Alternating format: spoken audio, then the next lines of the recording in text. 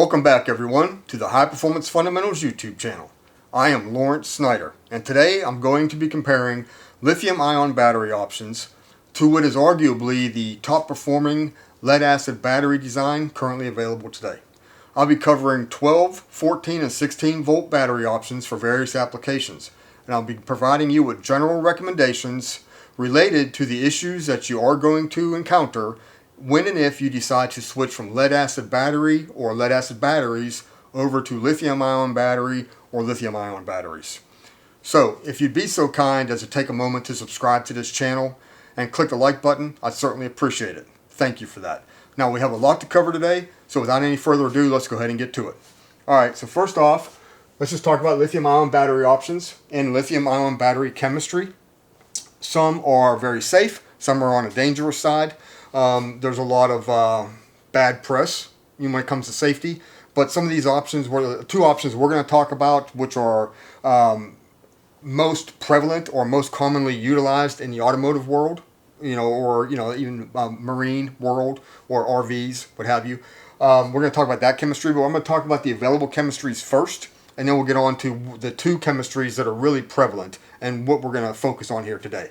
So, like I said, there are two types or chemistries that are most prevalent, but there are actually 6 different chemistries, and there's also now sodium ion batteries, which haven't really, they don't really have the performance. They have the safety, but not the performance of some of these batteries, some of these battery options. So that's not really much of an option yet. May become one, but not yet. So we're going to be talking about 12, 14, and 16 volt rechargeable, also known as secondary batteries. Now, I want to clear something up real quick. If you have an RV or a boat and you have deep cycle batteries like for your accessory power unit, like I said, in an RV, you have your starter battery for your engine and runs the vehicle. Then you have a whole nother battery pack as like a power unit. You may call that battery pack or that power unit as your secondary battery unit or your secondary batteries, and your starter battery as your primary battery. Now, that is accurate the same way this is accurate. Or if you have like like I said, whether it's an RV or a boat, like whenever you have separate batteries, a starting battery for the vehicle and then deep cycle batteries as accessory power units, you're going to probably call those primary and secondary, and that is accurate, but so is this. If the battery is rechargeable, it is considered a secondary battery. If the battery is disposable, use it once and toss it, recycle it, then that is a primary battery. So I just want to clear that up because sometimes there's a lot of things about batteries, and if you watch my battery videos, you'll see that there's a lot of times when terminology is interchangeable, and it can become confusing because if you learn one thing, you think, well, that secondary battery, that's for my deep cycle batteries, that's my accessory power unit, that's a secondary battery. And then somebody says to you, oh no, that's a rechargeable battery. You're like, well, no, well, you're both right. And it's just one of those situations, and like I said, there's a lot of that in batteries that I've experienced over the years, where there's a lot of crossover between some of these, some of the terminology, But anyhow, so we're going to be covering 12, 14, and 16 volt rechargeable secondary batteries. We're going to be covering 2 actual battery chemistries as far as when we're talking about lithium-ion batteries. We're going to be talking about 2 different chemistries. There are 6, and they are lithium cobalt oxide, the acronym is LCO. Lithium iron phosphate, also the acronym for that is LFP, but this can also be known as lithium ferrophosphate, also LFP, which is what LFP actually stands for, lithium ferrophosphate, or like I said, lithium iron phosphate. Once again, interchangeable. If somebody calls it one thing and somebody calls it another thing, you're both correct. Lithium nickel cobalt aluminum oxide, the acronym is NCA. Lithium nickel manganese cobalt oxide, the acronym is NMC. Lithium manganese oxide, the acronym being LMO. Lithium titanium oxide, the acronym is LTO, also known as lithium titanate. So once again, just like this is lithium ferrophosphate or lithium iron phosphate, this is also lithium titanium oxide or lithium titanate. Both are correct, both share the same acronym, they're exactly the same thing, so keep that in mind, okay? Like I said, there's a lot of that goes on. But like I said, so you just kind of got to learn it and wrap your mind around it. It just is what it is. So we're going to get into ratings of these batteries, because really what we're talking about with these batteries is like, why would you ever switch? Why would you go from a known product like an AGM battery, absorbed glass matte lead acid battery? Why would you want to switch over? just stick with what works, which is an option. That's an absolute option. And basically what it comes down to is performance and weight. That's what it really comes down to. An AGM battery is a good performing battery. Doesn't have that much of an issue with leakage or acid issues like your regular lead acid battery or your regular flooded lead acid battery, which is in the same family. The AGM batteries, they don't really have as much of an issue with corrosion and issues, things that make, since it's an acid-based battery, all of the issues you've encountered over the years with corrosion, damaging body parts and electrical terminals and on and on and on, So a lot of that is not an issue with an AGM battery. So that's not so much of a factor when you're choosing from one to the other. And the reason I picked the AGM, especially the TPPL AGM battery, is because it doesn't have those issues. There's a whole bunch of different flooded lead acid type batteries, leading all the way up to probably what is, like I said in the opening, arguably the best performing, least issues lead acid battery on the market, this technology right here. And if you're going to compare that to lithium ion type batteries, then you need to use the best thing available. And I believe as far as performance and lack of issues, the AGM TPPL battery is probably the best thing you can get. So that's what we're going to compare it to. So that being said, the AGM TPPL, there's different manufacturers who produce a battery that is an absorbed glass matte thin plate pure lead. So it's thin plate, 99.9% pure lead plates. And different manufacturers put that out under their own, heading or whatever they decide to name it, their own nomenclature. And we're going to get into that a little bit later in this video as some of your options and what they call it. And I want you to know that they're basically the same thing. So we'll get into that. And we're also talking about, once we had said, 12, 14, and 16 volt. So in an AGM flooded lead acid type battery, it's a 6, 7, or 8 cells. 6 cells being 12 volts, 7 cells 14 volts, 8 cell is 16 volts. That's how you get there. Now we're going to be comparing lithium ferrophosphate or lithium iron phosphate batteries. They're going to be available in a 12 volt and a 16 volt, 4 or 5 cell type. And then lithium titanate or lithium titanium oxide, it's going to be available in a 12, 14, or 16 volt option with 5, 6, or 7 cells. Now, from there, we're going to start comparing them as far as what makes one better than the other, like all the different things. I've tried to list the majority of what makes them so different from each other. There's a lot of comparisons. Obviously, that they're all energy storage devices that can all be used for various applications. There's a lot of things that make them very, very common or very similar. So what makes them different? So we're going to start off with energy density. And this is where we get into the weight of the battery. If it has greater energy density, then it doesn't have to weigh so much to have the same basic stored energy capacity. So energy density for an AGM TPPL battery is going to range somewhere between 30 and 50 watt hours per kilogram. In reality, in most cases, and most of my research over the years, and current research also, because I went back and researched some of this, because sometimes, over the years, you learn something and you think, well, this is how it is. It's a range from this to this, and then the technology has kind of bypassed your knowledge level. You're not keeping up with it. Something has changed. So I went back and I researched all of this and found that a lot of things have changed, and certain battery options have gotten better. The chemistry's gotten better, including like the TPPL batteries. Some of that's gotten a little bit better. So I'm glad I did go back and do the research to make this a little bit more accurate. But because manufacturers, what the products they produce, they're not all identical, right? They have different, like for example, in a flooded lead acid battery, if you change the concentration of sulfuric acid to water in the electrolytic solution, you change the voltage per cell in the overall voltage of the battery. So just by changing the concentration level of sulfuric acid to water, my battery might put out more voltage than your battery. Or since it's a thin plate pure lead battery, by squeezing more plate area into the battery case, my battery will have more capacity than yours. So you can't say they're all the same, because they're not all the same. And one manufacturer may build a 100% optimized battery, the best they can build, the greatest capacity, period. Another one might cut corners a little bit. So maybe it's not quite as good. So the capacity is not quite as high. Maybe the voltage isn't quite as high. So it's not exactly the same thing.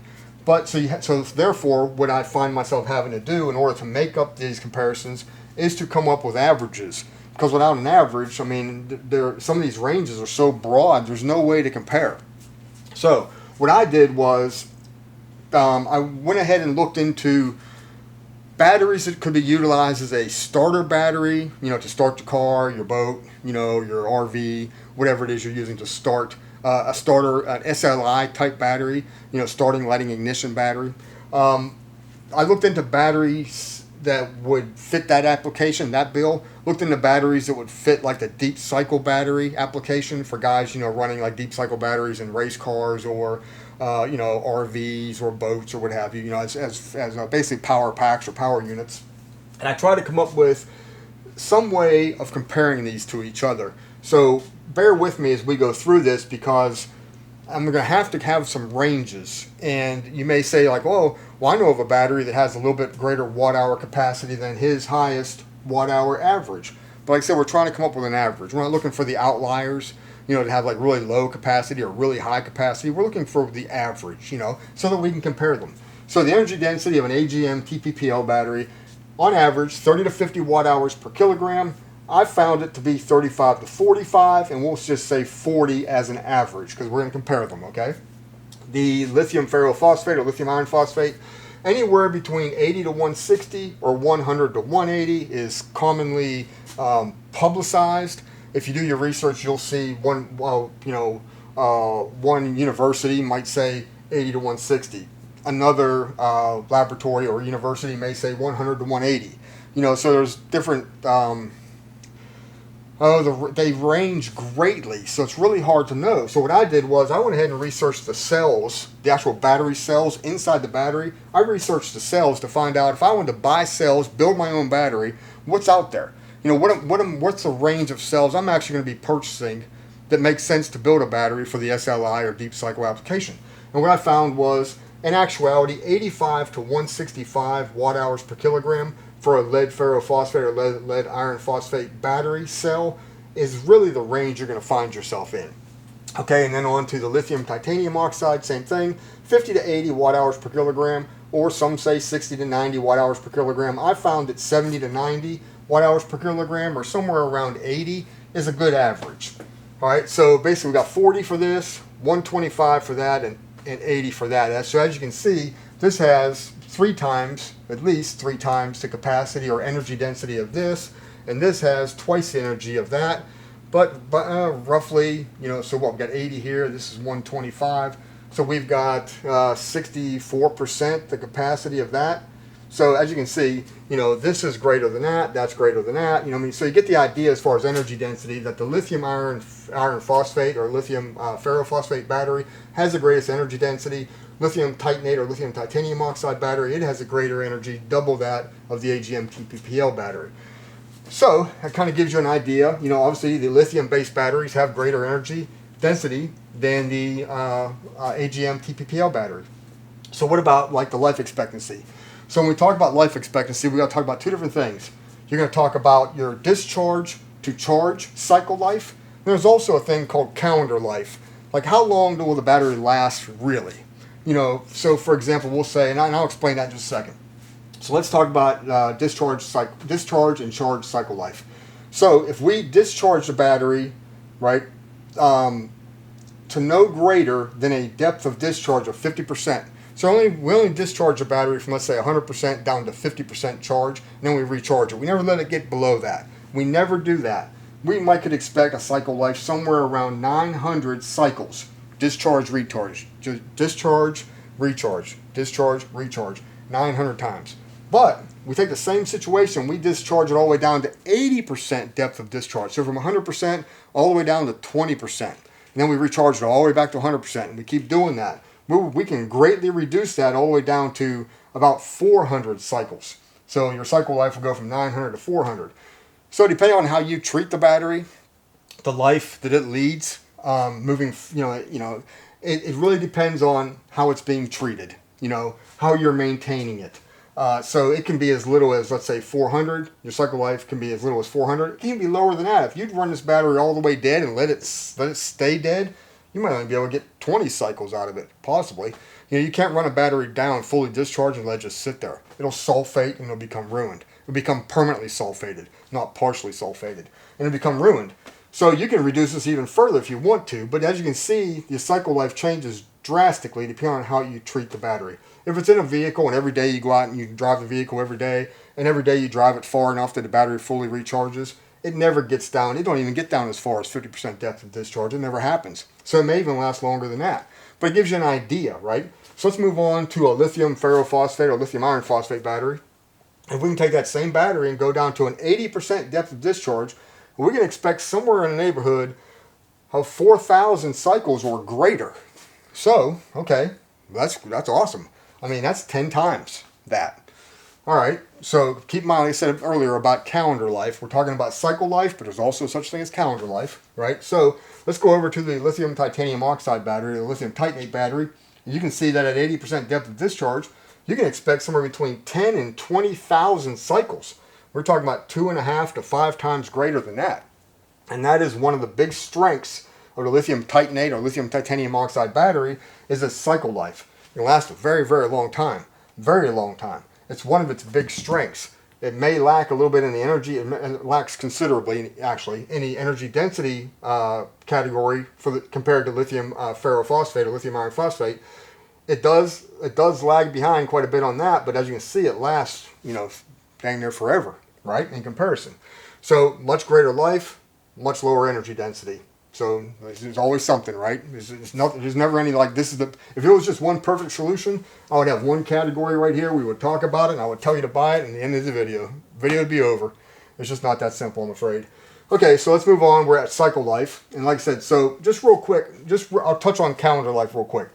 So what am I saying there? So calendar life is like this. If you get a battery and you buy it and you put it on the shelf, and at the end of a year, you never use it. But at the end of a year, you take it all the way down to 90% depth of discharge, or 95, it's pretty much almost dead. Then you fully recharge it, okay? Well, you're going to damage that battery at some point to where you're never going to ever see 10,000 cycles. I mean, you might see 100 cycles. So in reality, this is under optimum conditions, right? And we already talked about like how you treat the battery, right? How it's managed.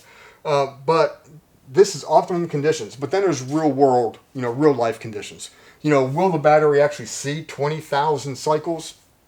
I don't know that it would ever make it that far. Because in reality, when it comes to calendar life, it's gonna live a little rougher life than like optimum life. Every time it's cycled, every time it's discharged and charged, it's like at the optimum range. You did it perfectly. Like you're treating that battery, with kid gloves. You're monitoring it nonstop for the next 10 years. You're not going to do that. It's not very unlikely, right? So it's not going to lead that kind of a life. So calendar life becomes a big factor. So even though they may say this battery can last all these years, will it really? Probably not, right? Okay, so let's move on to a C rating. This is another big thing to think about. I'm going to get in my next video, which is coming up shortly after this one. We're going to talk a lot about C ratings, and it has a lot to do with if you ever use one of those little small lithium jump boxes, little jump packs. They're made by NOCO, and there's all different ones out there. I can't even think of all the ones right now, but they're small. They have a lot of power. It's like, man, it's kind of amazing that a battery pack that small can maybe crank over your diesel engine in your truck. I mean, they're a little bit bigger, but even the smaller ones will crank over a car like nothing. I mean, it's tremendous capacity. It seems like it's got a lot of capacity. Well, what it has is it has a small capacity with a very high C rating. So in that case, what we're talking about is the fact that it has a given amount of energy, right? A certain amount of stored energy. Okay. Now, if we had to take this energy and we allow it to be utilized at a very slow rate, let's say a very low C rating, okay? A very low rate, then it would never crank over a car. It would never have the capacity or the volume of current flow coming out of that battery pack to crank that engine over. But if we have stored energy in this battery pack and we allow it to be distributed or dispersed rapidly at a great volume, a very high C rate, then that stored energy in that battery pack is enough to crank that engine over, to provide the amperage and the watts of, the wattage, or the, amperage times voltage is wattage. So to allow the electrical energy to crank the starter motor to turn the engine over. But you'll notice if you ever use those, and if you read the instructions, you'll see that they don't want you to crank it over until the thing dies. They want you to crank it over for, let's say, 5 seconds, let it rest, crank it over for 5 seconds, let it rest. They don't want you to just keep going until you run it down. If you were to take a dead battery in a car, and let's say the car's got a problem, it's not going to start, and you hook one of those little jump boxes to it, and you start cranking on it. Well, it's not going to crank forever. It's going to crank for a given period of time, a matter of seconds, and it's going to crank down, down, down, down. It's going to stop cranking, okay? Because it doesn't have enough stored energy to continuously, or to continue cranking that vehicle over and over and over and over again. There's not enough stored capacity. But since it delivers it at such a great volume, it can dispense it, or deliver it at such a high rate, a high C rating, it can actually take that little battery pack and crank that engine over. And that's how it does it, a very high C rating. It's designed that way. It actually is specified, the manufacturer has specified that it can do it safely, okay? So C rating becomes very important. When you're comparing one battery to another, let's say, for example, I have a battery that's got a 100 amp hour battery, but a very low C rating. And you've got a 20 amp hour battery with a very high C rating. Well, you will have the same cranking performance that I have. Right? I have a lot more stored capacity than you do, but I can't deliver it, right? I can't output it at such a great volume like you can. So since your C rating is much higher than mine, let's say, for example, you have a C rating of 25C, and you have 40 amp hour, right? Your total capacity is, let's say it's 20 amp hour, and it's a C rating of 25C. So 20 amps times 25 is 500 amps. That's what that can put out. Even though it's only a 20 amp hour battery, it can put out 500 amps. And it can do it for a short period of time. It's called pulse crank amps, pulsed amperage. It can do it for a very short period of time, but it can do it safely. Now my battery, so you can do 500, right? So you got a 20 amp hour battery, 25C. Let's say I have an 80 amp hour battery, and it has a 6C capacity. So now I can put out 480 amps. Well, you can put out 500. Well, I can put out 480. But the difference is this. I have a lot of stored capacity, a big battery, lots of stored energy. So I can put out that 480 for a long time. Just keep putting it out, You can't, right? You're going to run out of energy. So you're great out of the box. You can do it for seconds, for a few seconds, 10 seconds, 15 seconds. Let it rest, maybe another 5 or 10 seconds. But I can do it for 15 seconds, let it rest, over 15 seconds, let it rest, and I can keep doing that, and keep doing that, and keep doing that. You can't, right? So that's the difference. So that C rating is very important, especially when it comes to a starter battery. When you need to crank an engine over, and that demand, the wattage or the amperage required by the starter motor to crank over that cold engine or whatever it might be, or that high compression engine or whatever it is you happen to be working on, or driving or whatever it is, you need to have a lot of amperage, a lot of wattage coming from the battery, right? So you need to have that capacity, and you want to be able to do it, for more than just a brief moment. So one seems to be fantastic. Its performance is outrageous. The other one, well, for as big as it is, it seems like that, that's not really as great as you would think it would be. It's just not as great as you might would expect. But you have to think about the delivery rate compared to the stored energy content, okay, because of its physical size. All right, so anyways, so let's get on to the C rating. So if you were to buy an AGM battery, and let's say it had 100 amp hours, let's just say, that's going to be at what's called a C20 rate. What that means is this, that if it's a 100 amp hour rated battery at a C20 rate, that means since it's 100 divided by 20 hours, C20, it means it'll do 5 amps for 20 hours, okay? So that's a very low discharge rate, but for a very long time, okay? So if, for example, you were to re-rate this same battery, now this is manufacturer rated. So let's say that the manufacturer says this is a 100 amp hour battery rated at C20. You can pretty much hang your hat on it. If you test that and it's a good quality battery, you're going to get that, maybe even a little bit more, okay? But if you say, you know what, since it's rated at C20, 100 amp hours, Well, 100 amp hours must mean that it can do 100 amps for 1 hour. So let's just discharge that for 100 amps and it'll last 1 hour. Amp hours, right? Amps times hours, right? Well, no, that's not going to happen, right? Not even close, right? It has to do with what's known as the Peucert effect, or Peucert's law. In my next video, we're going to get into that, and one of the downsides to a flooded lead acid battery. One of the things that the lithium batteries, lithium ion based batteries, don't really have to deal with as much. So let's say that we were, instead of, the manufacturer says that it's a 100 amp hour battery rated at C20 rating, okay? 5 amps for 20 hours, 100 amp hours. That's how it was rated. We say, you know what, I want to know, what will that battery do if only for an hour? I want to know, can it put out 100 amps for an hour? So you take it upon yourself to test it. You're going to get something more like this. You're going to get something more like 60 amp hours. If you were to try to discharge that battery to its 80% depth of discharge, right, all the way down to 80% depth of discharge, you're going to get something closer to 60 amp hours, 60 amps for 1 hour, right? That's what it'll be able to produce, okay? Okay, so as you can see, you can't just change the math, right? Like a C1 rating and a C20 rating when it comes to a lead acid battery is not the same thing. So when you go to look at the battery, you look on top of the battery and it says 80 amp hours. If there's nothing next to it, doesn't say C20, doesn't say C10, doesn't say anything, you can pretty much bet it's rated at C20, okay, which means 5 amps for 20 hours. Now, when you move on to your lithium ferrophosphate or lithium iron phosphate or lithium titanate, lithium titanium oxide batteries, they are usually rated at a C1 rating. So if they say 20 amp hours or 40 amp hours, that is 20 amps for 1 hour. It is. Or it says 40 amp hours, it's 40 amps for 1 hour. That's how they're rated.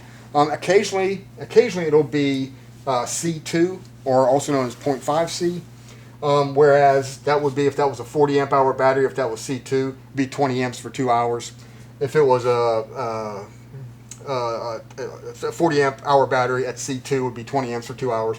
A 20 amp hour battery at C2 would be 10 amps for 2 hours, right? So occasionally they're rated at C2 or 0.5C, but most cases they are actually rated at C1. So if you were to compare, like you said, well, this is a 100 amp hour battery. Well, this one is a 40 amp hour battery doing 40 amps for 1 hour. Well, as you can see, a 40 amp hour battery sure is not a 100 amp hour battery, but at the C1 rate, you're getting close, right? It's getting close. And you'll see on occasion, you'll see, and I'm going to talk about this in another video also, you'll see these manufacturers over here, not all of them do this, but some do, they'll say PB equivalent. It'll say, like, let's say their battery says 20 amp hour. And then below it, it'll say 60 amp hour PB equivalent, PBEQ. What they're saying is that this battery, if it was 20 amp hours, is just like that battery at 60 amp hours. Okay, well, that's not really true. All right, and here's why that's not true. Sure enough, if you were to take a 60 amp hour battery and you did a C1 rate discharge on it instead of C20, 60 amp hour battery, let's say that was a 60 amp hour battery, and it said right here, and you did a C1 test on it, you might get 35, 36, somewhere much less, right? 60% or less, right? That's what you would get. So when they say, well, this C20 is just like a C60, well, if you discharge this battery in 1 hour, it's not rated that way. So let's switch it over. Okay, so this is saying, let's say 60 amp hour at C20. All right, that's what it's saying. That's how it's rated. Just like a for argument's sake, if you will. So let's take this same battery over here. This C20, this C1 battery rated at 20 amp hour says it's just the same as that battery at 60 amp hour. Okay, well, let's, instead of rating this at C1, let's rate it at C20. Well, it's a 20 amp hour battery, right? Okay, well, a 20 amp hour battery at C20 is 1 amp for 20 hours. Okay, well, a 60 amp hour battery at C20, that's 3 amps for 20 hours. So they're not the same thing. They're not, right? You can't say that a 20 amp hour battery, this lithium ferrophosphate or lithium iron phosphate, is the same exact thing as a 60 amp hour battery at C20. It's not true. They're not the same thing. This does have more capacity. Now, in a 1 hour test, if you test them both at 1 hour, not 20 hours, they do close the gap quite a bit. But to say that this battery has the same stored energy as this battery is a lie, right? So keep that in mind. When you see PB equivalent, be very careful as to what you're seeing there, okay? They're not comparing apples to apples. They're really not. And I've looked at it every way but sideways. Their cranking amp rating compared in their amp hour ratings, they'll say PB equivalent, PB equivalent. You'll see that all the time, you know.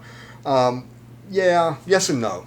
You know, yes, you know yes, they have a really killer C rate compared to the normal flooded lead acid batteries, for sure. That is true. But to say they have the same overall capacity, that's just not true.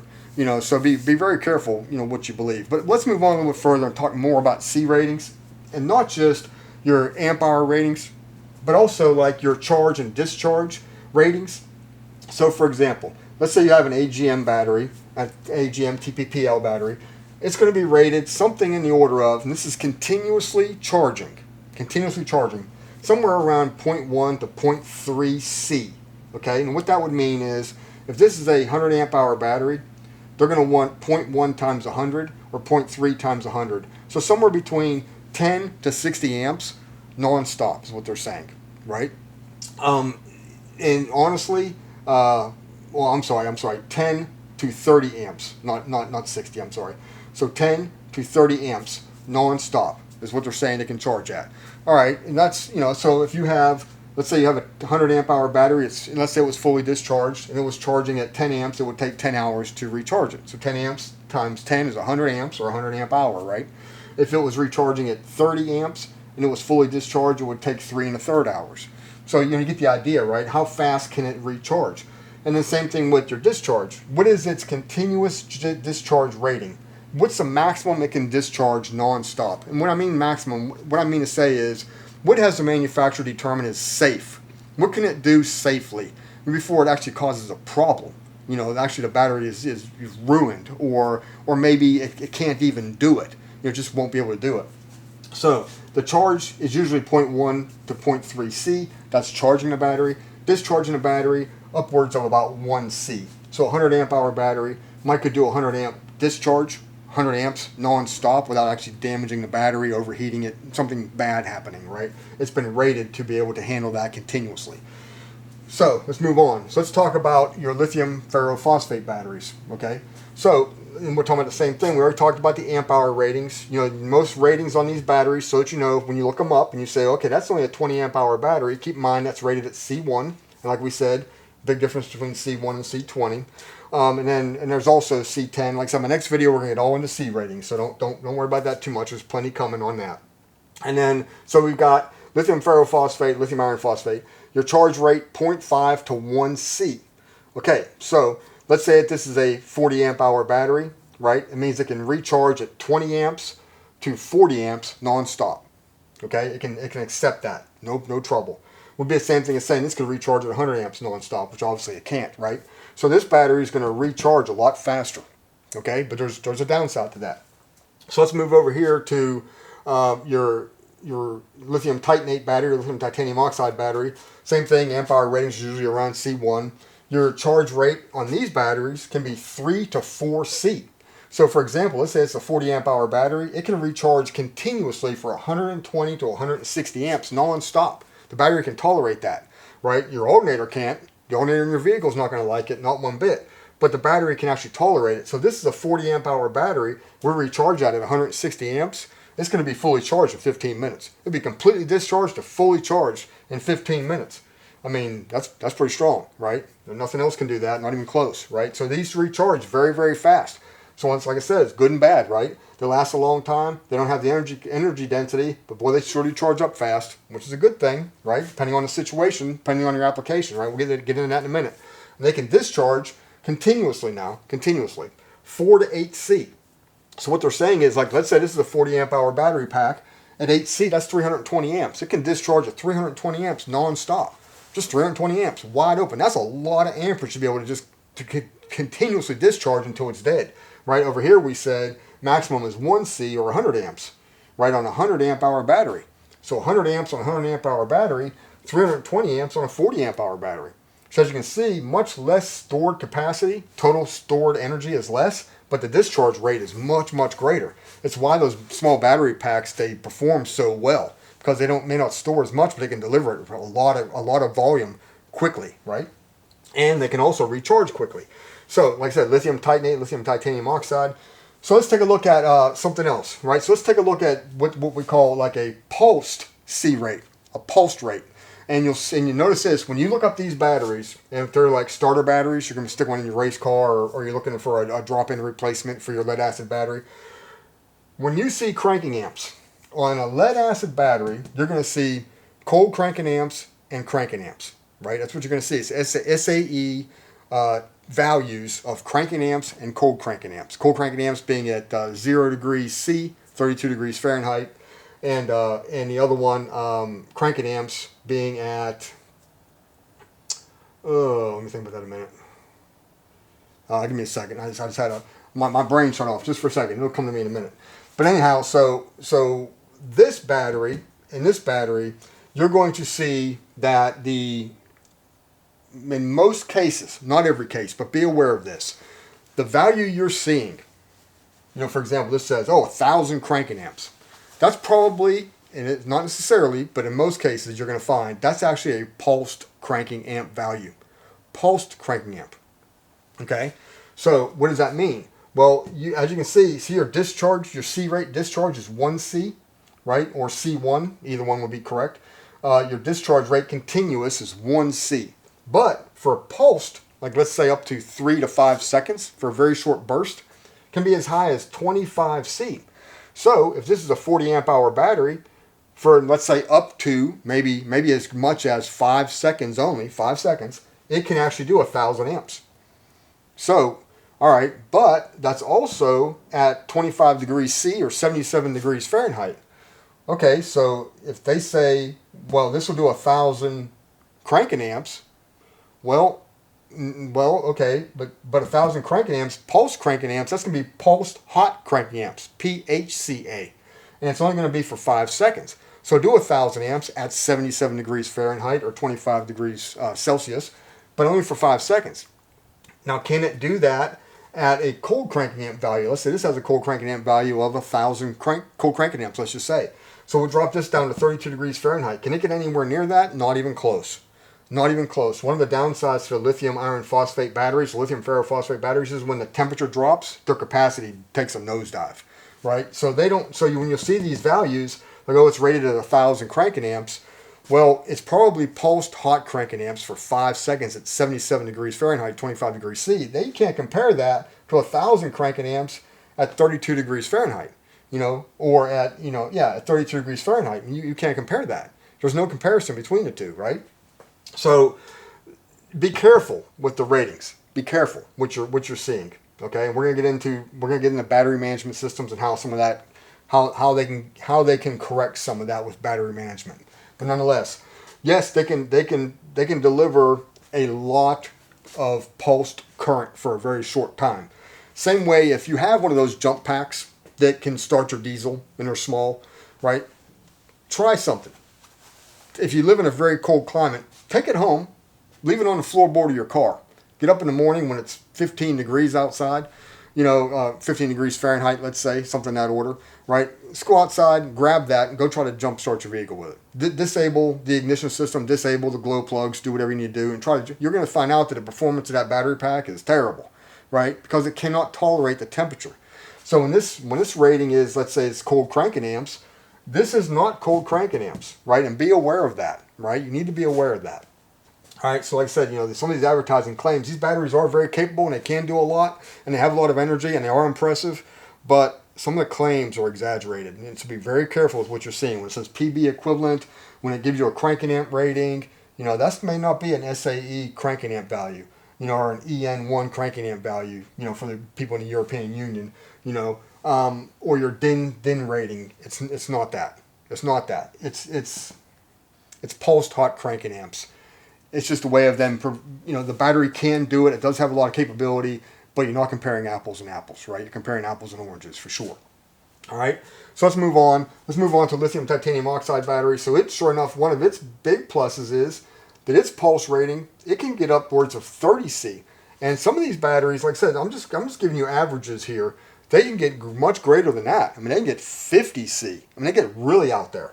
But like I said, so a lithium titanium oxide or lithium titanate battery, it can charge rapidly, discharge with a great volume continuously at a greater rate than any of these, right? It can also pulse current greater than like the lithium ferrophosphate or lithium iron phosphate, and both of them can do it, right, as good or better than an AGM battery. So keeping in mind, a pulse rate on an AGM battery would be about the same thing, but think about the fact that, let's say you have a 100 amp hour battery, and it'll do, let's say, 14C. That's 1400 amps. I mean, it can only do it, keep in mind, we're saying pulsed. We're saying pulsed. It's not going to be rated that way. You're not going to see, rarely will you see a pulsed value on an AGM battery. But there are those who put them out there. Make sure you look. Sometimes it'll say PHCA or PCA. Might be a little asterisk up there, kind of letting you know, like, this is a pulsed value. So, for example, like, let's say this AGM TPPL battery is 100 amp hour, and it said cranking amps 1500. Well, probably it's a pulse value. But it'll tell you, it'll say PHCA or PCA, all right? But they can also put out 14 to 18C on average, which would be 1800 cranking amps. I mean, if you compare apples to apples, got to keep that in mind. That's the thing about all this is comparing apples to apples. These batteries are very capable for their size and their weight and their C ratings. They can do a lot. They really can. But they can't do it. They don't have the capacity that some of these batteries have. Now, I'm not saying to you that you can't buy lithium iron phosphate or lithium titanate batteries with a great capacity. You can. But you rarely will find those in automotive applications, something you would use as like a dual purpose battery for an RV or a boat, because the expense would be outrageous. And if they were really big and capable batteries, they're going to be pretty heavy also. Now, not quite as heavy, but they're going to be heavy. So since they have such great discharge and recharge characteristics, let's not make it such a big, heavy battery. Let's make it a lighter, smaller battery that has these performance characteristics without all the weight. Because one of the big benefits in switching over is saving all the weight. So if you have a 100 amp hour AGM battery and a 100 amp hour lithium ferrophosphate battery, an actual 100 amp hour battery, right? And it's rated at C1 100 amp hours, it'll kick this battery's ass. I mean, believe it, right? It's going to do it, right? But the expense would be so great, you'd be like, holy crap. I mean, that would be terrible. The lithium titanate batteries, lithium titanium oxide, same thing. They're even a more expensive battery. But if you were to actually have the exact same capacity batteries, and you compared them apples to apples all the way across the board, these would kick their butt for sure. But you're not going to see that because the cost would be so cost prohibitive and the weight would be so prohibitive that nobody would switch over. There would be no reason. I mean, you'd be like, oh, I'm saving little to no weight, and it's going to cost me, a ton more money, and they're going to be big. It's just, what's the advantage, right? So, so what happens is this. Some of the claims on the performance of these batteries becomes exaggerated. They become bloated, right? They are very capable. They can do a lot. They can't do everything they're saying they can do. Okay, so be aware of that. All right, now, if you want to build high-capacity batteries, you want to have a high-capacity lithium ferrophosphate or lithium iron phosphate battery, or you want to have a really high-capacity lithium titanate or lithium titanium oxide battery, build your own. If you build your own, you can drive the cost of these way down. If you buy your own cells, buy your own cell connectors, your bus bars, whatever, build your own box, learn how to use the BMS, learn how to do the cell balancers, put it all together, create the cables or the posts or however it is you're going to have the power exit the battery box, right? And do it yourself. You can save yourself a tremendous amount of money and make a very big, powerful battery or batteries. Absolutely. They're available. They're out there, and you can do it, right? So I'm not saying it can't be done cost effectively and have a really powerful, very capable battery. It's very possible, yes. But if you're going to buy one assembled from a known company, if you were to get something that was comparable as far as amp hour ratings, and they were identical, like 100 amp hour rating, 100 amp hour rating, 100 amp hour rating, wow, that's gonna be expensive, I promise you. You're not gonna find that, so they tend to bloat their claims a little bit, I believe, in order to make them look comparable, right? They are very close. When it comes to pulsed ratings, the actual delivery of a volume of current, the rate at which it's delivered, they are very comparable. If not, these actually have an advantage. But in the long run, you're a drag racer and you're index racing. So between rounds, you're actually running your electric fans, your water pump. Maybe you're cycling your ignition system for your laptop, or you're running your fuel pumps, or whatever it is you're doing. You need energy capacity. You need stored energy so that when you go up to for your next round of racing, the battery's not dead, right? So it's a real concern if you have a really small little lithium-based battery in your car that will crank the engine over real fast, but between rounds you'll find that the battery is getting weaker and weaker and weaker because you're running out of time to recharge it. And it doesn't have the capacity to get you to the next round without it going dead. It could be a real issue. So they may not have the capacity, so you have to be really careful what you're doing there, right? And in that case, sometimes a lithium titanium battery might be a better option because they recharge so fast. If you get one or maybe even two of them in parallel, you have enough capacity, then you may find that they can get you between round to round to round. And since they recharge so fast, if you have a charger, and that's another issue, that's capable enough to charge them at the correct voltage and the correct amperage to recharge them rapidly, then you can make it happen. It's a possibility.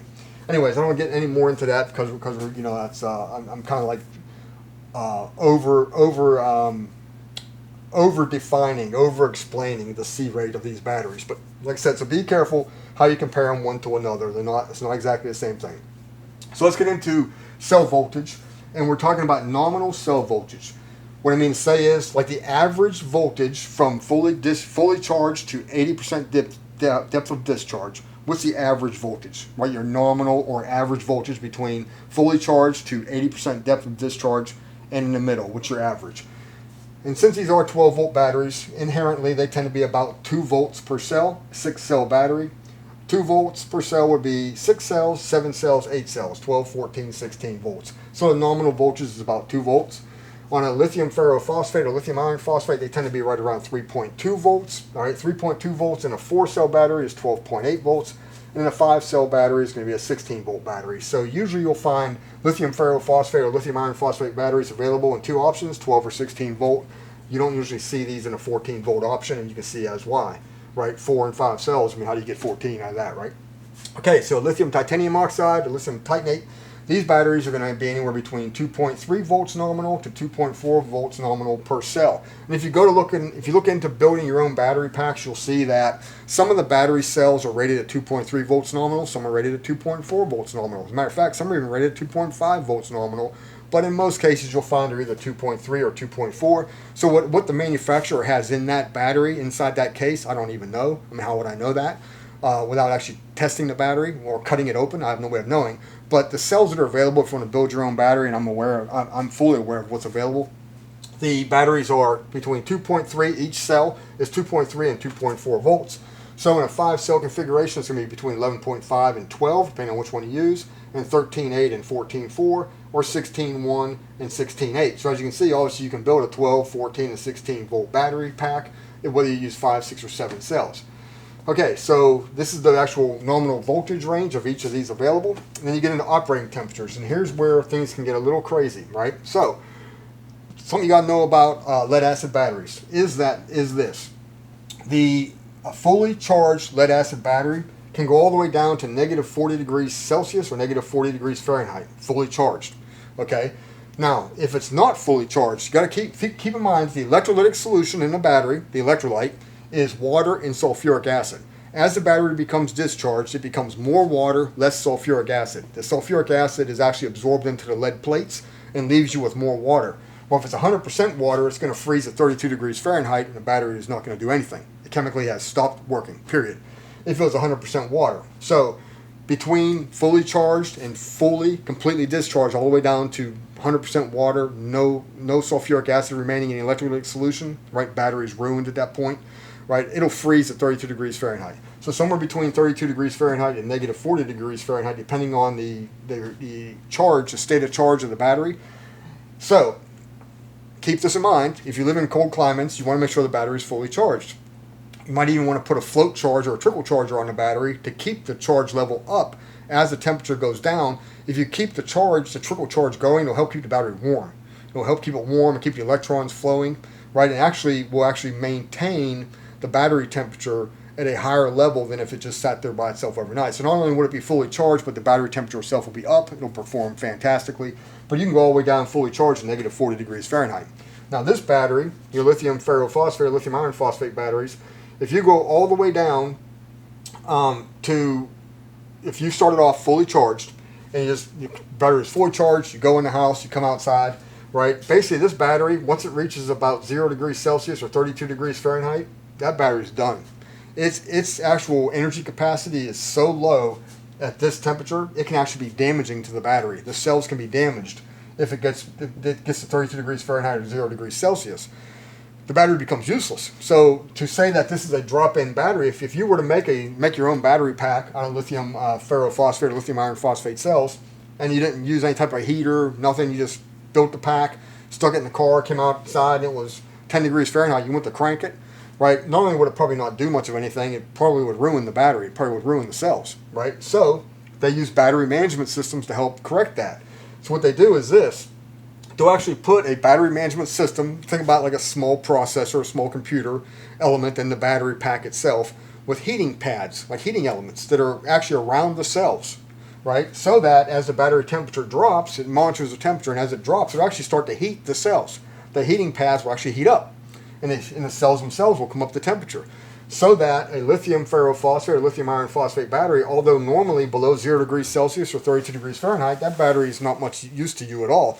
But if it's got a battery management system with heating cells, actual like I said, like battery heaters, battery pads or battery elements, heating elements in them, then you can go all the way down to as far down as negative 30 degrees C or negative 22 degrees Fahrenheit with cell heaters. So now, unless you live in an extremely cold climate, that battery is an option. Keeping in mind this, those battery heaters, those heating elements, they take electrical energy to operate, right? So yeah, the battery cells are heating up. Right? Yep, they are. At the same time, it's discharging the battery. Oh, okay. So, if you park the vehicle and next morning you go out to start it, and it was fully charged when you parked it, you'll probably be fine. Let's say you leave it parked for a week, but you're going to go outside and the battery's going to be dead as a hammer, right? It's going to try to heat it, it's going to try and heat it, it's going to try to heat it, it's going to get down to a certain voltage. The BMS, the battery management system, is going to turn the battery off altogether to save it from being ruined, right? Because it can also do that. Right, it's going to shut the battery down. It's going to be dead as a hammer, right? So, yeah, that can work, and that does help, but it's got a downside, right? Everything's got a downside, right? Okay, so now let's look at your lithium titanium oxide, lithium titanate battery. Another big advantage of lithium titanate battery, but it's like I said, it's got its disadvantages, and we'll get to some of that, is that it'll go down to negative 40 degrees. It can go down to negative 40 degrees Fahrenheit, negative 40 degrees Celsius. It can be charged at that level. You can still charge it at that rate, at that temperature, right? And I'll get back to that one second. Wait one second. So, and on a discharge, you can go all the way down to negative 58 degrees Fahrenheit, negative 50 degrees Celsius. As cold as that, you can still start the car with that, right? It can still do it, right? So, and also on the high end of the temperature, you can get as high as 60 degrees Celsius, 140 degrees Fahrenheit. So that's its operating temperature range. On the charge side, negative 40 degrees C, negative 40 degrees Fahrenheit, up to 60 degrees Celsius, 140 degrees Fahrenheit. It can charge. It can discharge, negative 50 degrees C, negative 58 degrees Fahrenheit, 60 degrees Celsius, 140 degrees Fahrenheit. So that's its range, right? That's very capable. I mean, unless you live I don't know where you would live, but that wouldn't work, but that'll work. Now, on the charge, like we were talking about earlier, right, if with it's heated, you can actually, let's say you can crank the engine over, right, with the cell heater, all the way down to negative 31 degrees Fahrenheit, negative 35 degrees C. Very close, right? It's getting very close. And as high as, you can get as hot as 149 degrees Fahrenheit, 65 degrees C. That would be its operating range with a cell heater, right? And it can charge, here you can't charge the battery below 0 degrees C, 32 degrees Fahrenheit, but if you use a cell heater, all the way down to negative 30 degrees C, negative 22 degrees Fahrenheit, you can still charge the battery. But they do have a temperature cutoff, which is something else to consider, right? Depending on where they're located, but so does an AGM type battery. So one thing I want to touch on over here. So there it's negative 40 degrees C, negative 40 degrees Fahrenheit. That's its cold operating temperature range. As high as 140 degrees Fahrenheit. And some of the AGM thin plate pure batteries actually have metal shields or basically insulating elements built into them they'll allow them to go as high as 176 degrees Fahrenheit as far as operating temperature. And some of your under hood temperatures, depending on where you live, as you know, can get astronomically hot. So that's a real performance benefit right there as far as operating temperature. Negative 40 degrees C, negative 40 degrees Fahrenheit, as high as 80 degrees C, that's my mistake, that should be a C, to 176 degrees Fahrenheit. So that's quite the broad temperature range, you know, and basically would fit on pretty much any application, right? So one of the things you got to be concerned with the lithium ferrophosphate, lithium iron phosphate batteries is its operating temperature. And with battery management systems and cell heaters, you can get around some of that. Okay, so just something you need to be aware of. Let's talk about the safety level. All right, so want to make something very clear. AGM, thin plate pure lead, flooded lead acid batteries, you know, all of them, right? Maintenance-free batteries, you know, gel cell batteries, all of them. There's some danger there, right? We basically over the years, I think we've all learned to deal with lead acid batteries. It's just become part of the deal. You just deal with them. You deal with the acid. You deal with the fumes. You deal with how you charge them. You've learned how to deal with them safely, right? But that does not mean that that battery is safe, okay? When this battery is charging and discharging, especially at high rates, it's going to release hydrogen and oxygen. Well, hydrogen and oxygen together are explosive, you know, so, okay. Also, whenever you smell one of these batteries, you get a very heavy sulfur smell. That is hydrogen sulfide, and that is poisonous. It's toxic gas, right? So the fumes can kill you. They can possibly ignite or explode, and of course they're filled with sulfuric acid. Now it's diluted sulfuric acid, but still sulfuric acid. So if it explodes anywhere near you, right, not only is it going to explode, which of course you don't want that, right? But then you're going to be covered in like sulfuric acid, which causes chemical burns. If it gets in your eyes, it can cause temporary or even permanent blindness. You know, so to say that this battery is safe, that's not accurate. You know, in my lifetime, in my career, and it's been a pretty long career, I have seen a few of them blow up. I mean, just literally, people go out to start the car, and you hear the car crank, crank, crank, click, click, click, boom, and the thing is just blown up. It's all over. You go pop the hood. There's pieces of the battery sticking in the hood insulation. It's all over the ground. There's liquid flowing out everywhere on the ground. I mean, they've exploded. So they can explode, right? Okay, of course, hydrogen and oxygen. You add a spark, they'll explode. You know, if the concentration's high enough. You know, so they're not as safe as we kind of make it seem like that they're very safe. Well, you know, the systems in these cars and the batteries themselves are built in such a way that things like that rarely do happen, but they can happen. All right, so let's move on to a lithium ferrophosphate or lithium iron phosphate battery, right? These batteries, when they get into, what's the term I'm thinking of? It'll come to me in a second. They have a temperature range, and there is a safety issue. These batteries are not the type of lithium-ion batteries. Some of these others are, right? This one and this one in particular, NMC and NCA batteries. Those are the ones you tend to see that are on fire, right? Somebody punctured it and it started to spark, and next thing you know, it's major blaze, right? These batteries, when they're punctured or damaged in that order, they usually smoke heavily. They might catch on fire, but it's that roaring blaze, just, you know, burning somebody's car to the ground or whatever. That's really not something I think you're going to see here. They will smoke heavily, and will probably scare you, and the fumes, I'm sure, are toxic, right? So they're safe-ish, you know.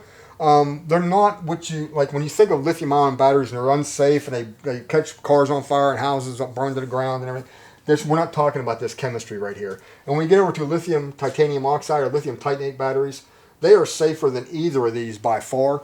You've seen, if you look on the internet, you'll see, or you know, whatever, YouTube videos, whatever you want to look at, you'll see these batteries, people driving nails in them, cutting them in half with a saw, hitting them with a hatchet, right? They spark a little bit, nothing really happens. I mean, these are way worse, right? Your flooded lead acid type batteries are much worse, right?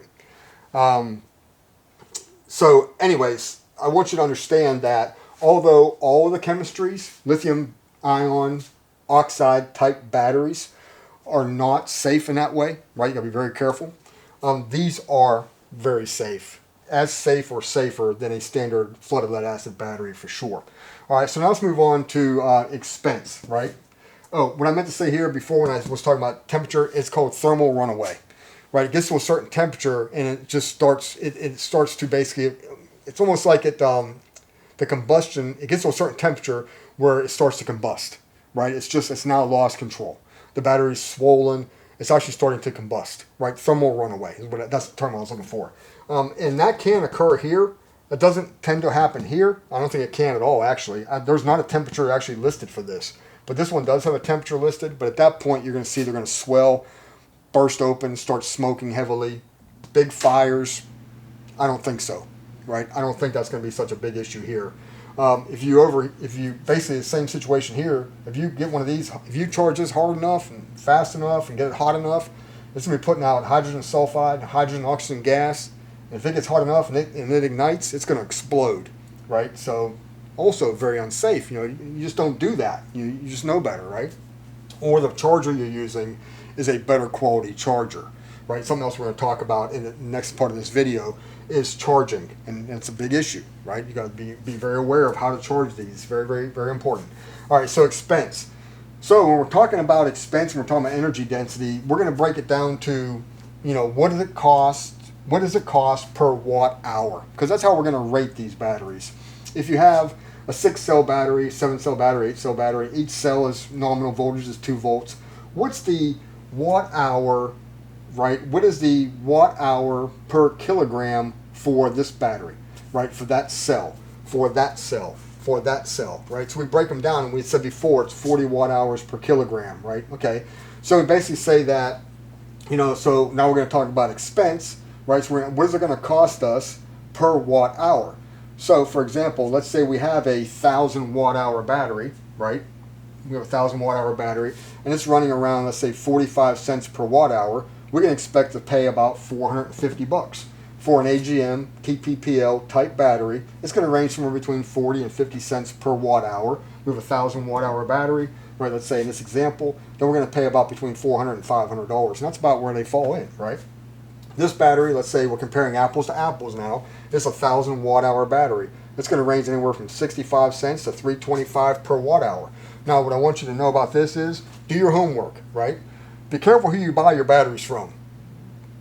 Some of these companies, they're making a lot of profit, right? I'll put it to you that way. If you build your own batteries, right, you start checking into buying your own cells, and a lot of these companies are getting cells. I can't say exactly where every company gets their cells because I don't know, right? I just don't know that. But I do know where some of them come from because I've seen some of these batteries cut open and I see what's inside, right? And I've seen them tested, side by side, and I know what's in there, right, on some of these batteries. And some of them are really charging you a lot of money. So instead of me being able to say, oh, it's a 10-cent spread, it's a $2.60 per watt hour spread because there's that much of a variance, right? So a 1,000 watt hour battery, you can expect to pay somewhere between $650 and $3,250, right? Now, what will happen is these batteries right here, you're not going to find these in 1,000 watt hours, right? There'll be less than that to keep the price down. Right, so keep that in mind. We're comparing 1,000 watt hour battery, trying to compare apples and apples here, right? So let's move on to a lithium titanate or lithium titanium oxide battery. 1,000 watt hour battery, once again, keep in mind it's what we're comparing, right? Well, now we're looking at $2,250 to $4,500 for this battery, right? Now, let's say on the other hand, instead of this being a 1,000 watt hour battery, we made it a 250 watt hour battery. And we said to you, oh, this is a lead acid battery equivalent, PBEQ, lead acid battery equivalent, PB equivalent, right? Okay, well, then what I'm going to do is I'm going to make a 250 watt hour battery and say it's equivalent to this 1,000 watt hour battery. So we'll take 250 times 225.